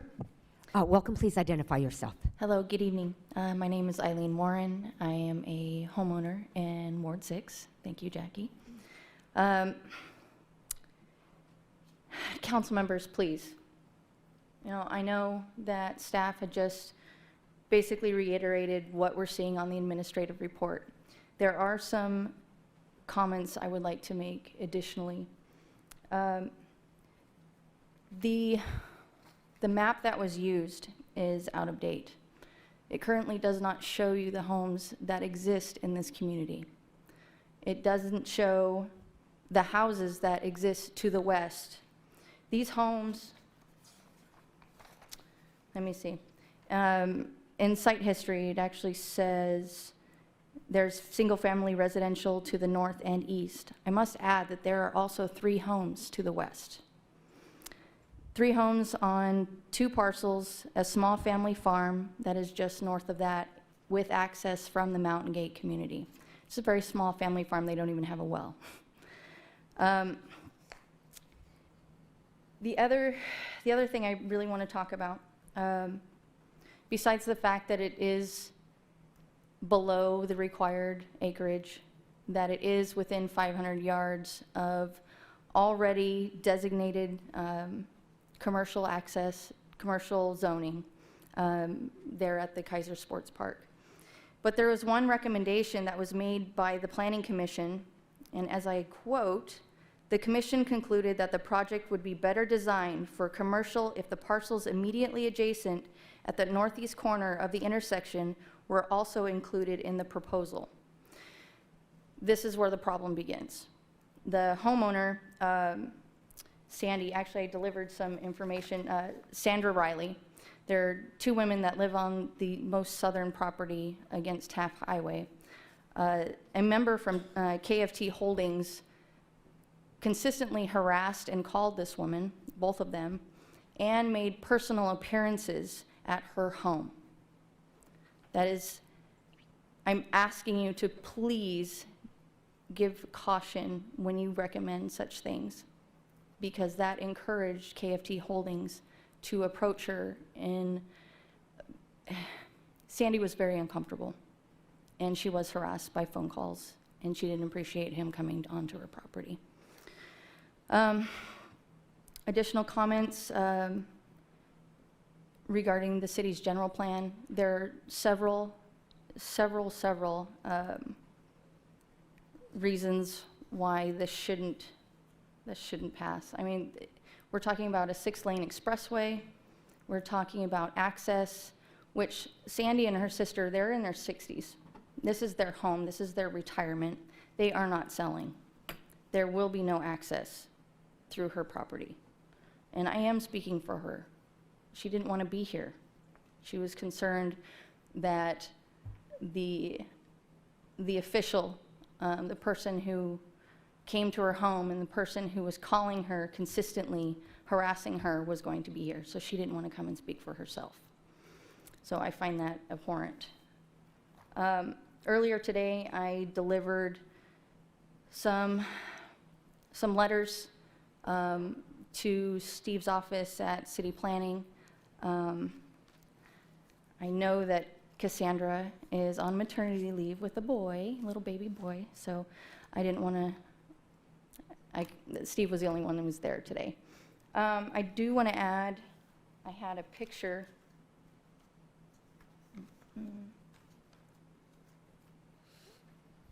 Well, I had a picture. Here we go.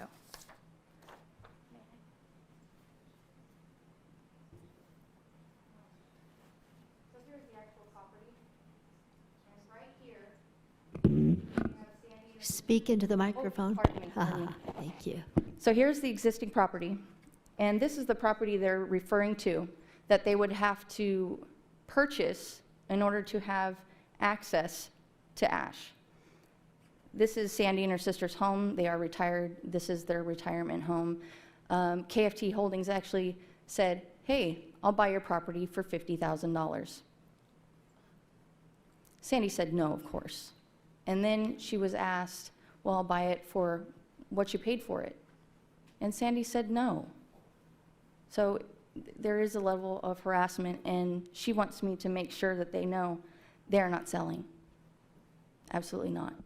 But the original report says that there are only properties to the north and to the east. But I want to remind council that there are 3 other homes involved, and that this project here is already zoned commercial with the Kaiser Sports Complex. That is all I have to say. Thank you very much. Thank you, Ms. Warren. Thank you. Mayor and council, Yes. just Go because ahead and- she was speaking in favor of staff's recommendation, which is in opposition to the project, I would ask that we use the remainder of this time for the rest of those that are in favor of staff's recommendation and opposed to the project. So just to clarify, if you are opposed to the commercial development, now... I am 100% Okay. opposed. Now would be the time to speak. I know there's at least 2 other members in the audience that are opposed to the project, so thank you, Mayor. Okay, is there anybody else who would like to speak in favor of staff's recommendation? In favor, and Well, my name is Eddie Lane. I live at 17150 Advantage Point Court. I'm in the city of Bakersfield. I want to add conditions to the denial recommendation from the staff. So I don't know whether that's opposed or in support. So staff's recommendation is to deny the project. But the Sierra Club has presented additional items that we want to address this evening related to this and a couple of other projects. And when I filled out the card this evening, there were 2 other projects that I asked to be addressed, that I asked to address. And are those going to come up later? I'm confused. The consent calendar public hearings were already done. Nobody from the public asked to remove those. Well, in my card, I said I wanted to address 990035, 990158, as well as this one. And what happened to that request? I don't know.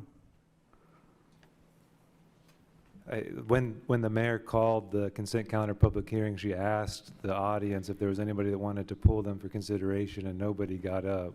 Well, I didn't get up because I assumed the card I gave to the city clerk would take care of that issue. It did not. If you have written comments on those, we would gladly take those. But right now, you're here on this particular item. So if you are against, you can restate. If you're opposed to the project, which it sounds like you are, now would be the time to speak. Okay, well, then let me, thank you. I'm sorry I missed the other opportunity. I'm sorry for the confusion. Part of the reason I just don't come here a lot. So the Sierra Club, Gordon Knipp, our vice chair, submitted an 8-page letter with regard to this project, as well as other letters with regard to the other projects. Some of our concerns are the same for all 3. Any major new project in the city of Bakersfield should require electric vehicle fast charging stations, EV charging stations. 8% of the new vehicles bought in the state of California are electric vehicles. So we need to get with the future of transportation in California. And we're not doing that if we don't require electric vehicle charging stations in the city of Bakersfield, as well as the county of Kern. We've been there as well.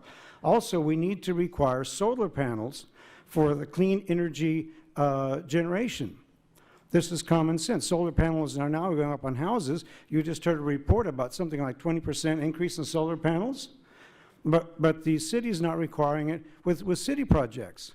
So we need to be consistent. So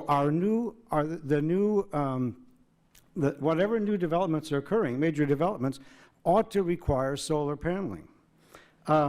Just a couple of other points with regard to this particular project. This project is a long way from downtown. It is not well suited. It is not well thought out. So to those points, we agree with the city recommendation. There already are a number of gas stations in that area. There's really no need to justify, or there is no justification for another one.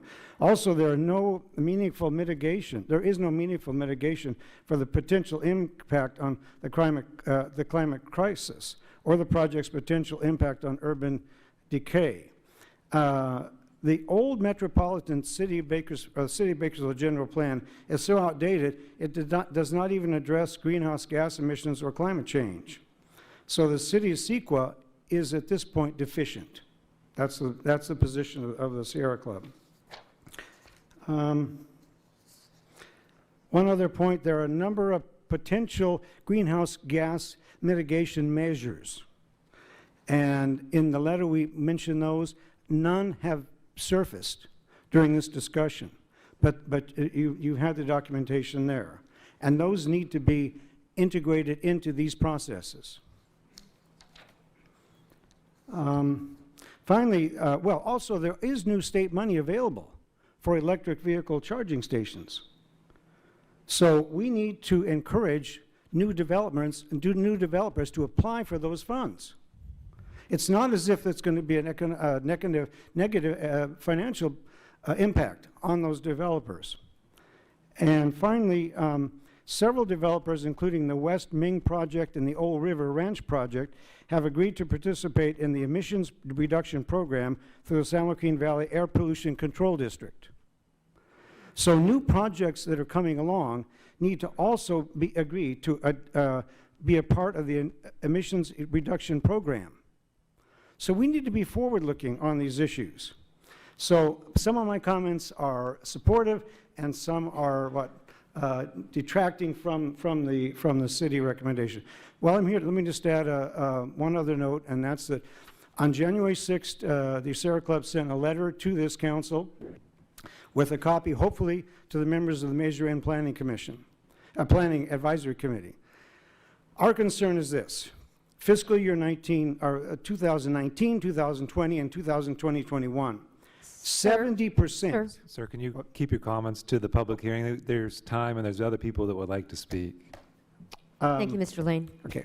How many other people would like to speak in favor of staff's recommendation, that is, you oppose the project?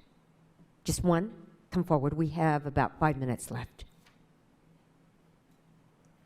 Thank you. Welcome. Please state your name. Yvette Clark. My husband and I are both homeowners on the track that faces the property that was in question. We continue to want this project to be denied, and we are just here to ask you if that will be your resolution to deny the project, not only for the fact that we don't want it, but just for the overall safety and aesthetics of our community, being that it is residents on all sides. To even entertain a commercial property being put there is something that wouldn't even be any better than a gas station, because you still have the traffic, you still have the noise, you still have the opportunity for the homeless to encamp around a commercial property. So therefore, I am in agreement with your recommendation to deny the project. Thank you, Ms. Clark. Is there anyone else who would like to speak in opposition to the project, that is in favor of staff's recommendation? Seeing none, now is there anyone who would like to speak in opposition to staff's recommendation, that is in favor of the project? Is there anybody who would like to speak in favor of the project?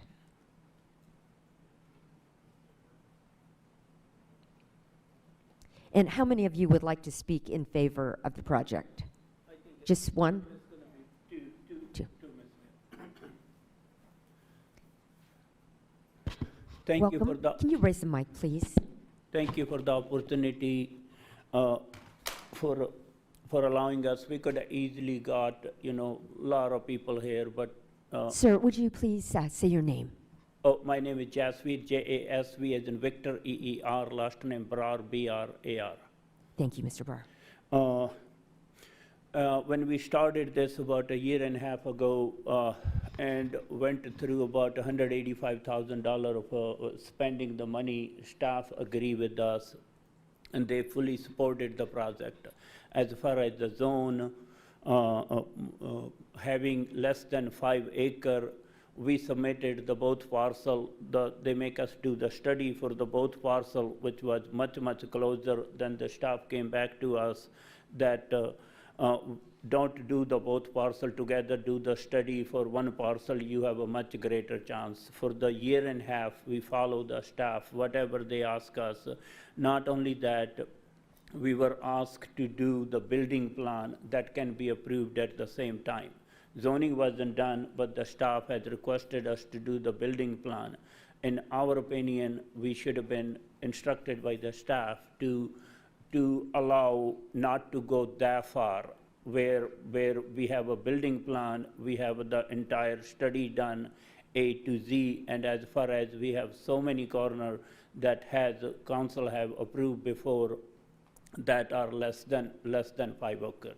We ask you guys to reconsider that. We have, in the last meeting, KFT Holding had agreed to Sierra Club recommendation. There were also neighbors that had a voice that we completely agree with them, that they wanted the bigger fence, whatever they wanted to, we wanted to work with. I seen a lot of this hearing. We do a lot of development, and it's in this development, I don't see anything out of ordinary where, that the council had not approved before. So I ask you guys, I urge you guys to, approve the plan. Thank you for your time. Thank you, Mr. Brar. Is there anyone else who would like to speak in favor of the project in opposition to staff's recommendation? Please come forward.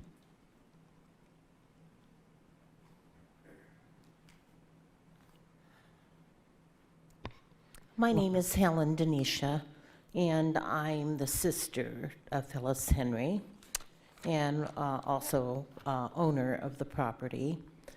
And on December 5th, when the Planning Commission denied the property's zone change, I was totally stunned because I went through the whole process of coming to the meetings when Dr. Mehta Singh was doing his zone change across the street, and they kept denying him, and their reasons were exactly the same as why they were denying my property.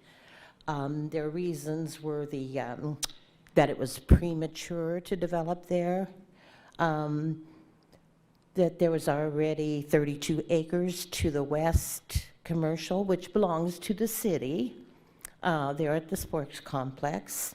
There was the property, well, no, it wasn't zoned then. The property he wanted zoned commercial was right on the corner of a major highway. The property has been surrounded with homes, my property, and 12 years ago, when my family wanted to sell the property, I said no. I said it was premature. I have been in real estate. I've been a real estate broker for 35 years in this town. I wanted them to wait because I knew Syntex had given up their land. Lennar took it over. Lennar built out that area very fast. In fact, all of the area from Panama Lane out to Taft Highway has developed very fast. There's so many homes out there. I think most of those buyers would be happy not to, and I know the farmers out there still, I grew up out there. They'd be very happy to have a station there at that intersection. But anyway, I couldn't believe they gave those same reasons because the area is not premature anymore. And when they had those reasons 3 years ago, and it came to the city council to reverse the planning commission decision, Jackie, I was so proud of the things that you said, Jackie, because this city has always been pro-business. And to deny someone the right, their private property rights to develop a property that should be commercial just isn't fair. It isn't right. And it isn't fair to me now to say, well, there's already commercial on the other corners. That entire highway should be commercial. There's no difference between it and Stockdale Highway developing 6 lanes and commercial all the way, it'll be all the way to I-5. There's no difference than any other 6-lane road in this town. I've sold so many subdivisions. The homes get built, the commercial goes on the main frontage of the roads. Drive through this town and check it out. There's very few exceptions. I work now at Belcourt. The Buena Vista Road is 6 lanes now, and it's all commercial. And these people buy these million-dollar homes backing up to those commercial properties. That is just the norm. It's not an exception. Anyway, the city recommended approval to the Planning Commission, and the only thing that has changed since that point is the letter that came 3 days after that meeting. So the commissioners didn't have that to consider from Caltrans. And since then, I have been consulting with experts in the field. My attorney is Murray Tregish. He has turned me on to Scott Denny, who was head of planning for the county for 32 years, and now he's a retired consultant. I've been talking with Ian Parks, who did the traffic study, and they have studied that letter and the entire area, and they both have the same conclusion. Scott Denny said that that letter is not even, it's a non-issue, was his term. Ian Parks has said that it doesn't hold water, that my property, is consistent with the resolutions that have been already set for the development of commercial property on Taft Highway. Anyway, all I'm asking is that the council be fair. You know, I don't think it's fair to give one person a zone change right across the street and then deny my property, and not for the reasons that the Planning Commission stated.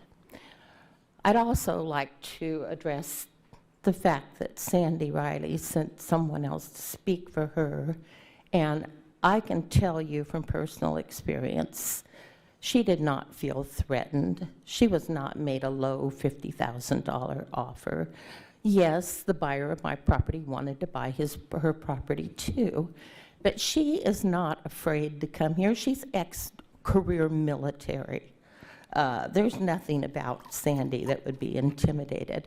When she bought the property there, the neighbor, the older lady, Violet Cornelius, passed away, and her son, who lived out of town, sold it to her.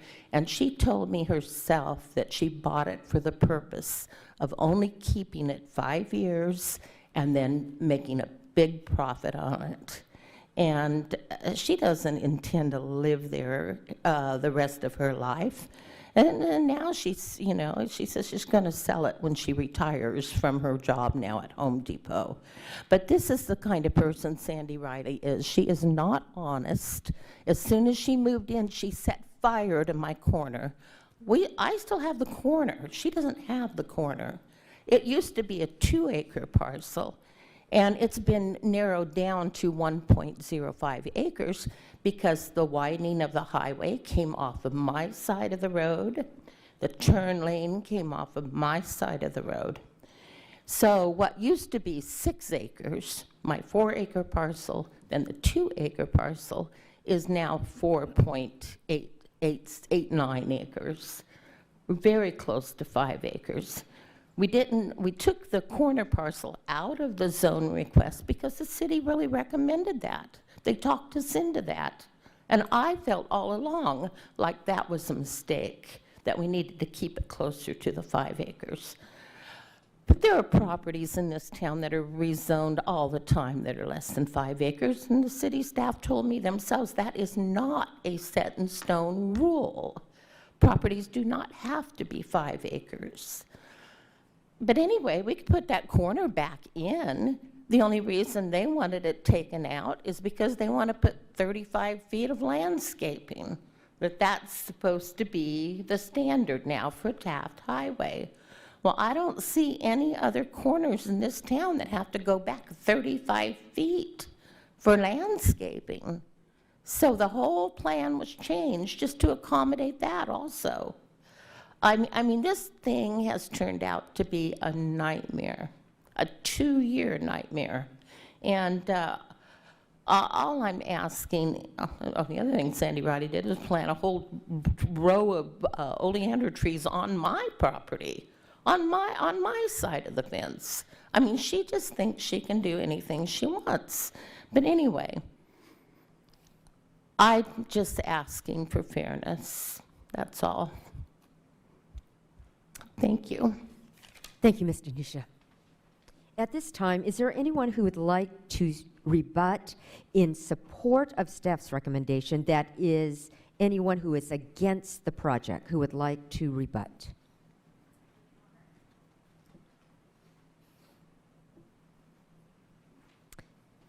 And how many others in the audience would like to do that? Okay, thank you. Just a quick comment. I was talking to Sandy today on my way into town, so we spent a while speaking. I just want to remind the homeowner that pre-zoning was in 1/28/1998. So in 8/9/1998, it became part of the city of Bakersfield, which means it needs to adhere to our Bakersfield City General Plan. It's there for a purpose, and no, it is not set in stone. Changes can be made, but comparing a landlocked property to a property on a corner that can meet de-acceleration requirements, that can actually have the setback from the actual corner into the property with landscaping, it's already been acquired, it's already been worked out as far as I know regarding that project. So I don't see that it is the same. And again, I want to reiterate the many exceptions, the discrepancies to the general plan, that it's within 500 acres, or I'm sorry, within 5 acres, under 5 acres at 3.75, with the 33 acres owned by the city that's already designated for commercial development. And I believe it's a gas station going in at the corner, the southeast corner. And I know they've gone through extensive vetting for that project. But I just want to make sure that the council does remember that the property could have been sold prior to 1998 before it was annexed into the city of Bakersfield. Thank you. Thank you, Ms. Warren. Is there anyone else who would like to rebut in support of staff's recommendation that is in opposition to the project? Seeing none, is there anyone who would like to rebut in opposition to staff's recommendation that is in support of the project? Seeing none, I will close the public hearing and return it to council for comment and action. Councilmember Mayor. Sullivan? Well, this is Ward 6. I represent Ward 6. So I can certainly appreciate this young lady.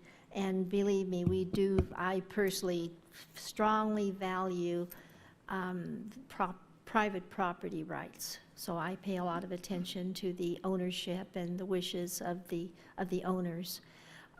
We do have a policy, the Planning Commission does do a good job, and they go into they go into projects and which their efforts are very appreciated. And then, of course, the staff reevaluates and I regret that the property owners felt that things were going well and it would be a good possibility for the projects. That's you know, that's not good to hear. We do have a 5-acre policy, and 5 acres is just a rule of thumb, and there are exceptions, which it's important. I don't like to just go by just strict rules with no exceptions, so I appreciate the fact that we have hearings, and it's important that the public has the opportunity to what is the word I'm trying to think of?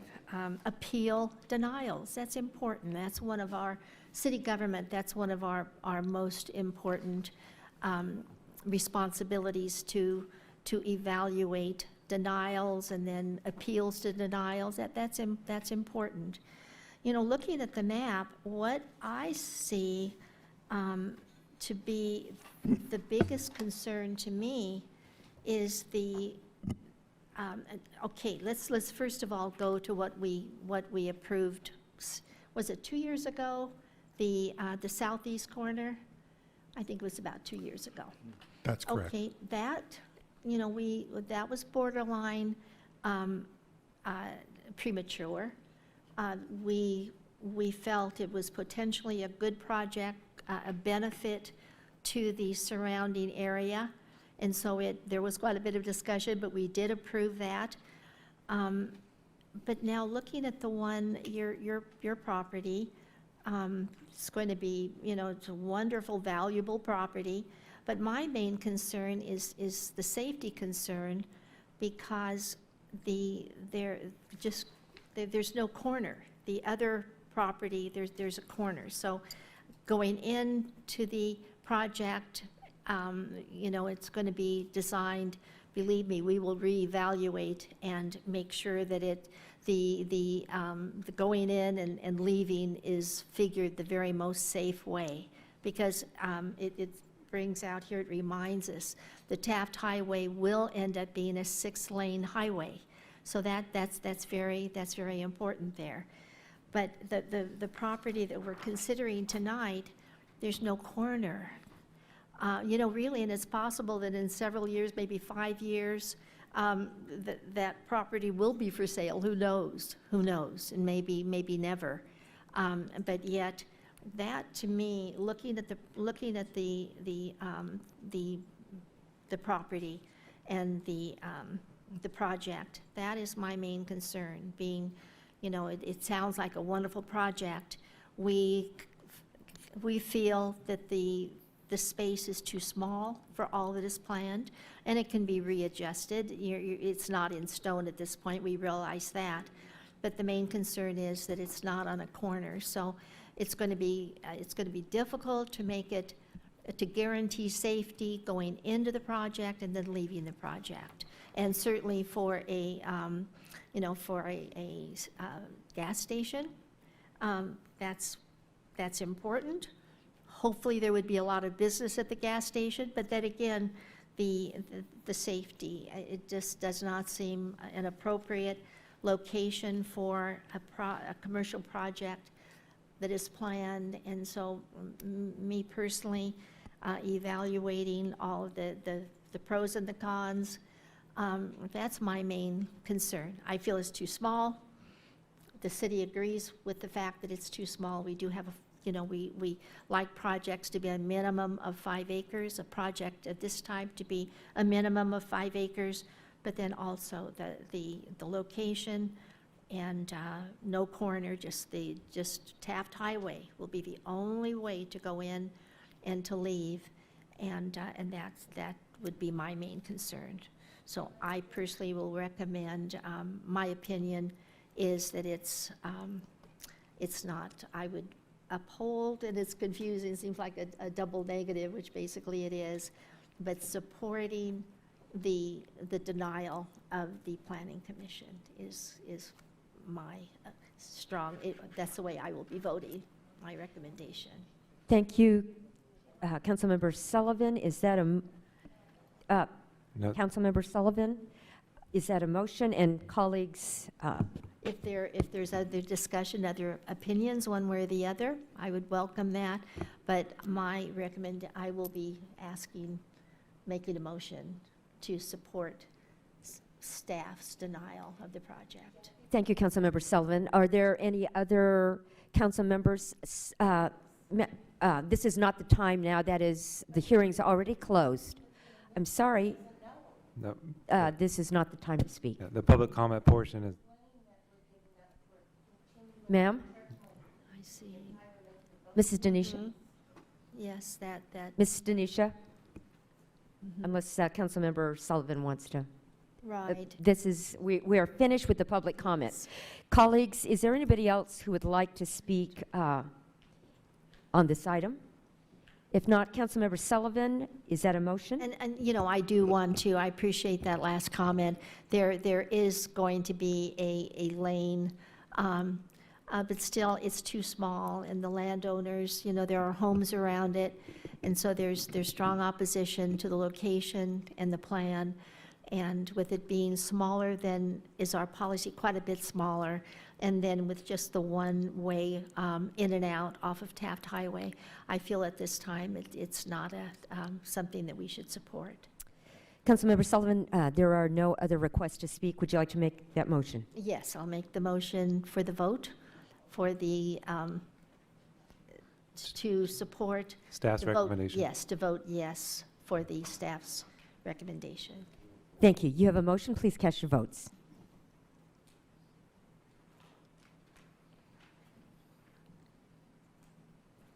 Motion is unanimously approved. Thank you. Next item, please. Council and mayor statements. Councilmember Gonzalez. Thank you, Mayor. I just have three brief, I'll try to make it brief, comments. First and foremost, last night, Porterville experienced a tragedy in the loss of two firefighters in the line of duty, Ray Figueroa and Patrick Jones. And I just want to express my condolences to those who were affected. I know there are families locally who were relatives of those firefighters. It also reminds me of just how much our firefighters do every single day in protecting our community. And I want to thank, the chief is here. I want to thank you and your department for the work you do day in and day out on behalf of our community. So thank you. You know, there's a lot of work being done in downtown. You know, we continue to revitalize the downtown area, and it's an exciting time. Even still, there are those vacant properties that continue to be a blight. Many of them are unsecured and unmaintained, and I think that we need to respond in a stronger way. And so I'd like to make a referral to the Planning and Development Committee to explore the possibility of adopting an ordinance regarding vacant buildings. And I'd like to refer to the Sacramento City Council's adopted ordinance regarding vacant buildings as a reference. So making that referral to Planning and Development Committee. And then the third thing is, you know, I've been receiving many complaints regarding speeding traffic in various different neighborhoods throughout my ward, including Quail Ridge Road, the Bay Street, Beach Street, Holtby and Oleander, Alta Vista in East Bakersfield. And I just appreciate all of the responses from traffic regarding traffic studies and speed surveys, and BPD has been wonderful in terms of traffic enforcement. But even still, I think that we as a city need to respond in a much more comprehensive way and look towards new traffic calming strategies that we can adopt. And so I'd like to ask staff to begin exploring the possibility of adopting a neighborhood traffic calming program that will include a toolkit of possible strategies that are tiered and get progressively more intense, so that we can address speeding traffic in our various neighborhoods. With that, I'm done. Thank you. Thank you, Councilmember Gonzalez. Councilmember Freeman. Thank you, Mayor. Actually, I think that's a really good idea. I'd be interested in the results of that study as far as general traffic calming mitigations, since my ward has had some of the worst racing, the recent fatality, and learning more about this, how we can, if there are things, I'm not sure there are, but if there are ways we can mitigate and calm traffic in key areas, that'd be valuable knowledge. I'd like to make a reference or recommendation for staff to bring to the Planning and Development Committee, which I chair, a policy on a specific policy on landscaping commercial parking lots when solar structures are erected, either as a new or in a retrofit, because that, of course, requires that you move all the trees, and we have an ordinance that you have to do so much shade cover with trees, so we don't really have a policy on how to deal with this. And I know I've been told we're simply going on a case-by-case basis and sort of working it out with people to do this. I'd like to see us have a concrete policy that, you know, you don't have to put trees in, obviously, where you can put solar structures, but there may be more perimeter trees. But we need something that's specific, so developers will know, you know, what do I have to do when someone goes in and retrofits an old parking lot or someone brings in a new development. So I just like something specific. Secondly, I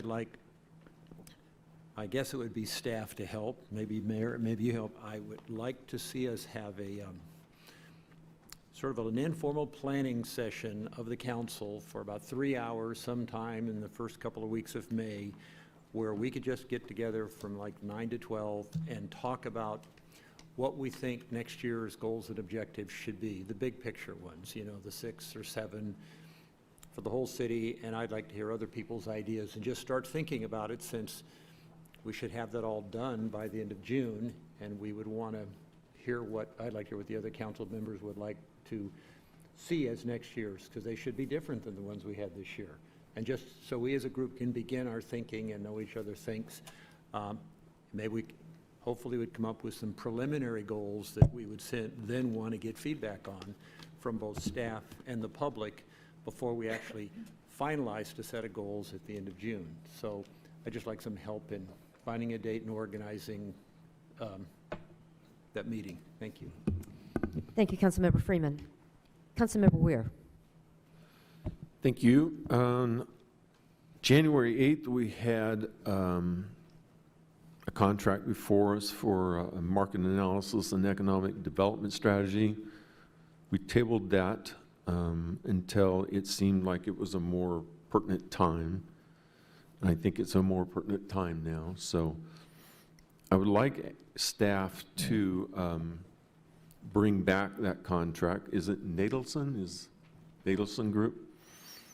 I'd like them to bring back that contract on the next council meeting, and maybe even have the Nadelson Group come and give us a workshop or a presentation on exactly what it is they're going to do and exactly what we will receive from their work, and how that integrates into a long-term vision and a plan for the city of Bakersfield.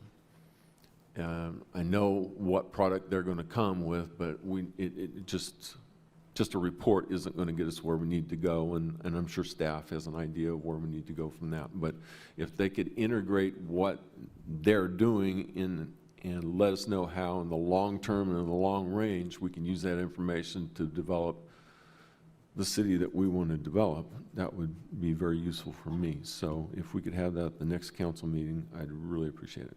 Thank you. Good night. Thank you, Councilmember Weir. Vice Mayor. Thank you, Mayor. Our security patrols, our security contract that we have, it's been very effective through downtown. Part of the area that they patrol too is also, also the auto mall. But the services stop at midnight, I believe. And if we could continue those services past that time, because some of the, I'd say, more rampant theft and break-in issues occur after midnight and before daylight. Also, downtown has had a lot of success with the cleanup teams, rapid response, and I'd like to see that potentially, not in that form, but potentially a trash truck or a crew that can go around and handle those needs of blight, litter, debris that are in all wards and alleyways and in some areas. Thank you. Thank you, Vice Mayor. Councilmember Sullivan. Thank you, Mayor. You know, just referring to the racing, it's all over town. I was, just a few days ago, actually, I was parked on Niles Street on the east side, and right by Niles and Haley, and just looked and, you know, started to pull out to go toward town. And there was racing. I mean, it's just so many things. If they would have just been a little bit different, it would have been disastrous. But 2 cars taking up both lanes, going east and west, were racing right down the middle of Niles Street. And they came up so quickly. They were really going fast. I couldn't believe my eyes. And so I just thought, oh my gosh, you know, just thank goodness there were no this was not a serious accident. So it was shocking, and I don't know what, I couldn't see if they were young people or what, foolish young people. But so it was a shock to me. And also, Bruce, I think that's a good suggestion. Our new city manager's coming on board the 2nd or 3rd of March. And that timing right around what you said, what Well, month? if we were to engage in a sort of long-term economic study that the chamber is suggesting that first, that it ought to be some sort of collaborative study, and if we did such a study, I would want our new city manager very much involved. Right. That may be overlapping with what Councilman Weir has asked for, so I think we all want to do this and do an economic development study for what's best for our city and where to put our resources. We're just not quite sure exactly which study we should do yet. So I just think we listen to everybody's proposal. Nadelson, I would be interested in the chamber. They talked about a lot of matching funds from the state. I think we have to dig into this and hear all sides and say what's the best kind of study to really do for the future. So. Right, and my comment was very general and very conceptual, but then of course it would include our new city manager. I know we're all looking forward to getting to know him and working with him in the community. I've heard quite a few people have mentioned that they're looking forward to that also. So anyway, good meeting. We had the opportunity, several of us had the opportunity to go out to the airport today and see President Trump, which was a thrill. You know, coming to Bakersfield, and it was very enjoyable, very memorable. So I felt very fortunate to be able to be part of that, and several of us were not. Just hold down the fort here. We were late getting to our meeting. Lasted much longer than we expected, but it was great. So anyway, good meeting. Thank you. Thank you, Councilmember Sullivan. Is there anybody else from the council who would like to comment? Seeing none, thank you all for engaging in this process. Students, you actually get a gold star. A lot of students take off much earlier, so thank you for being here and really listening and hopefully learning. I failed to acknowledge Senator Hurtado's representative who was here earlier. I saw her leave. With no other comments, we are adjourned at 7:39.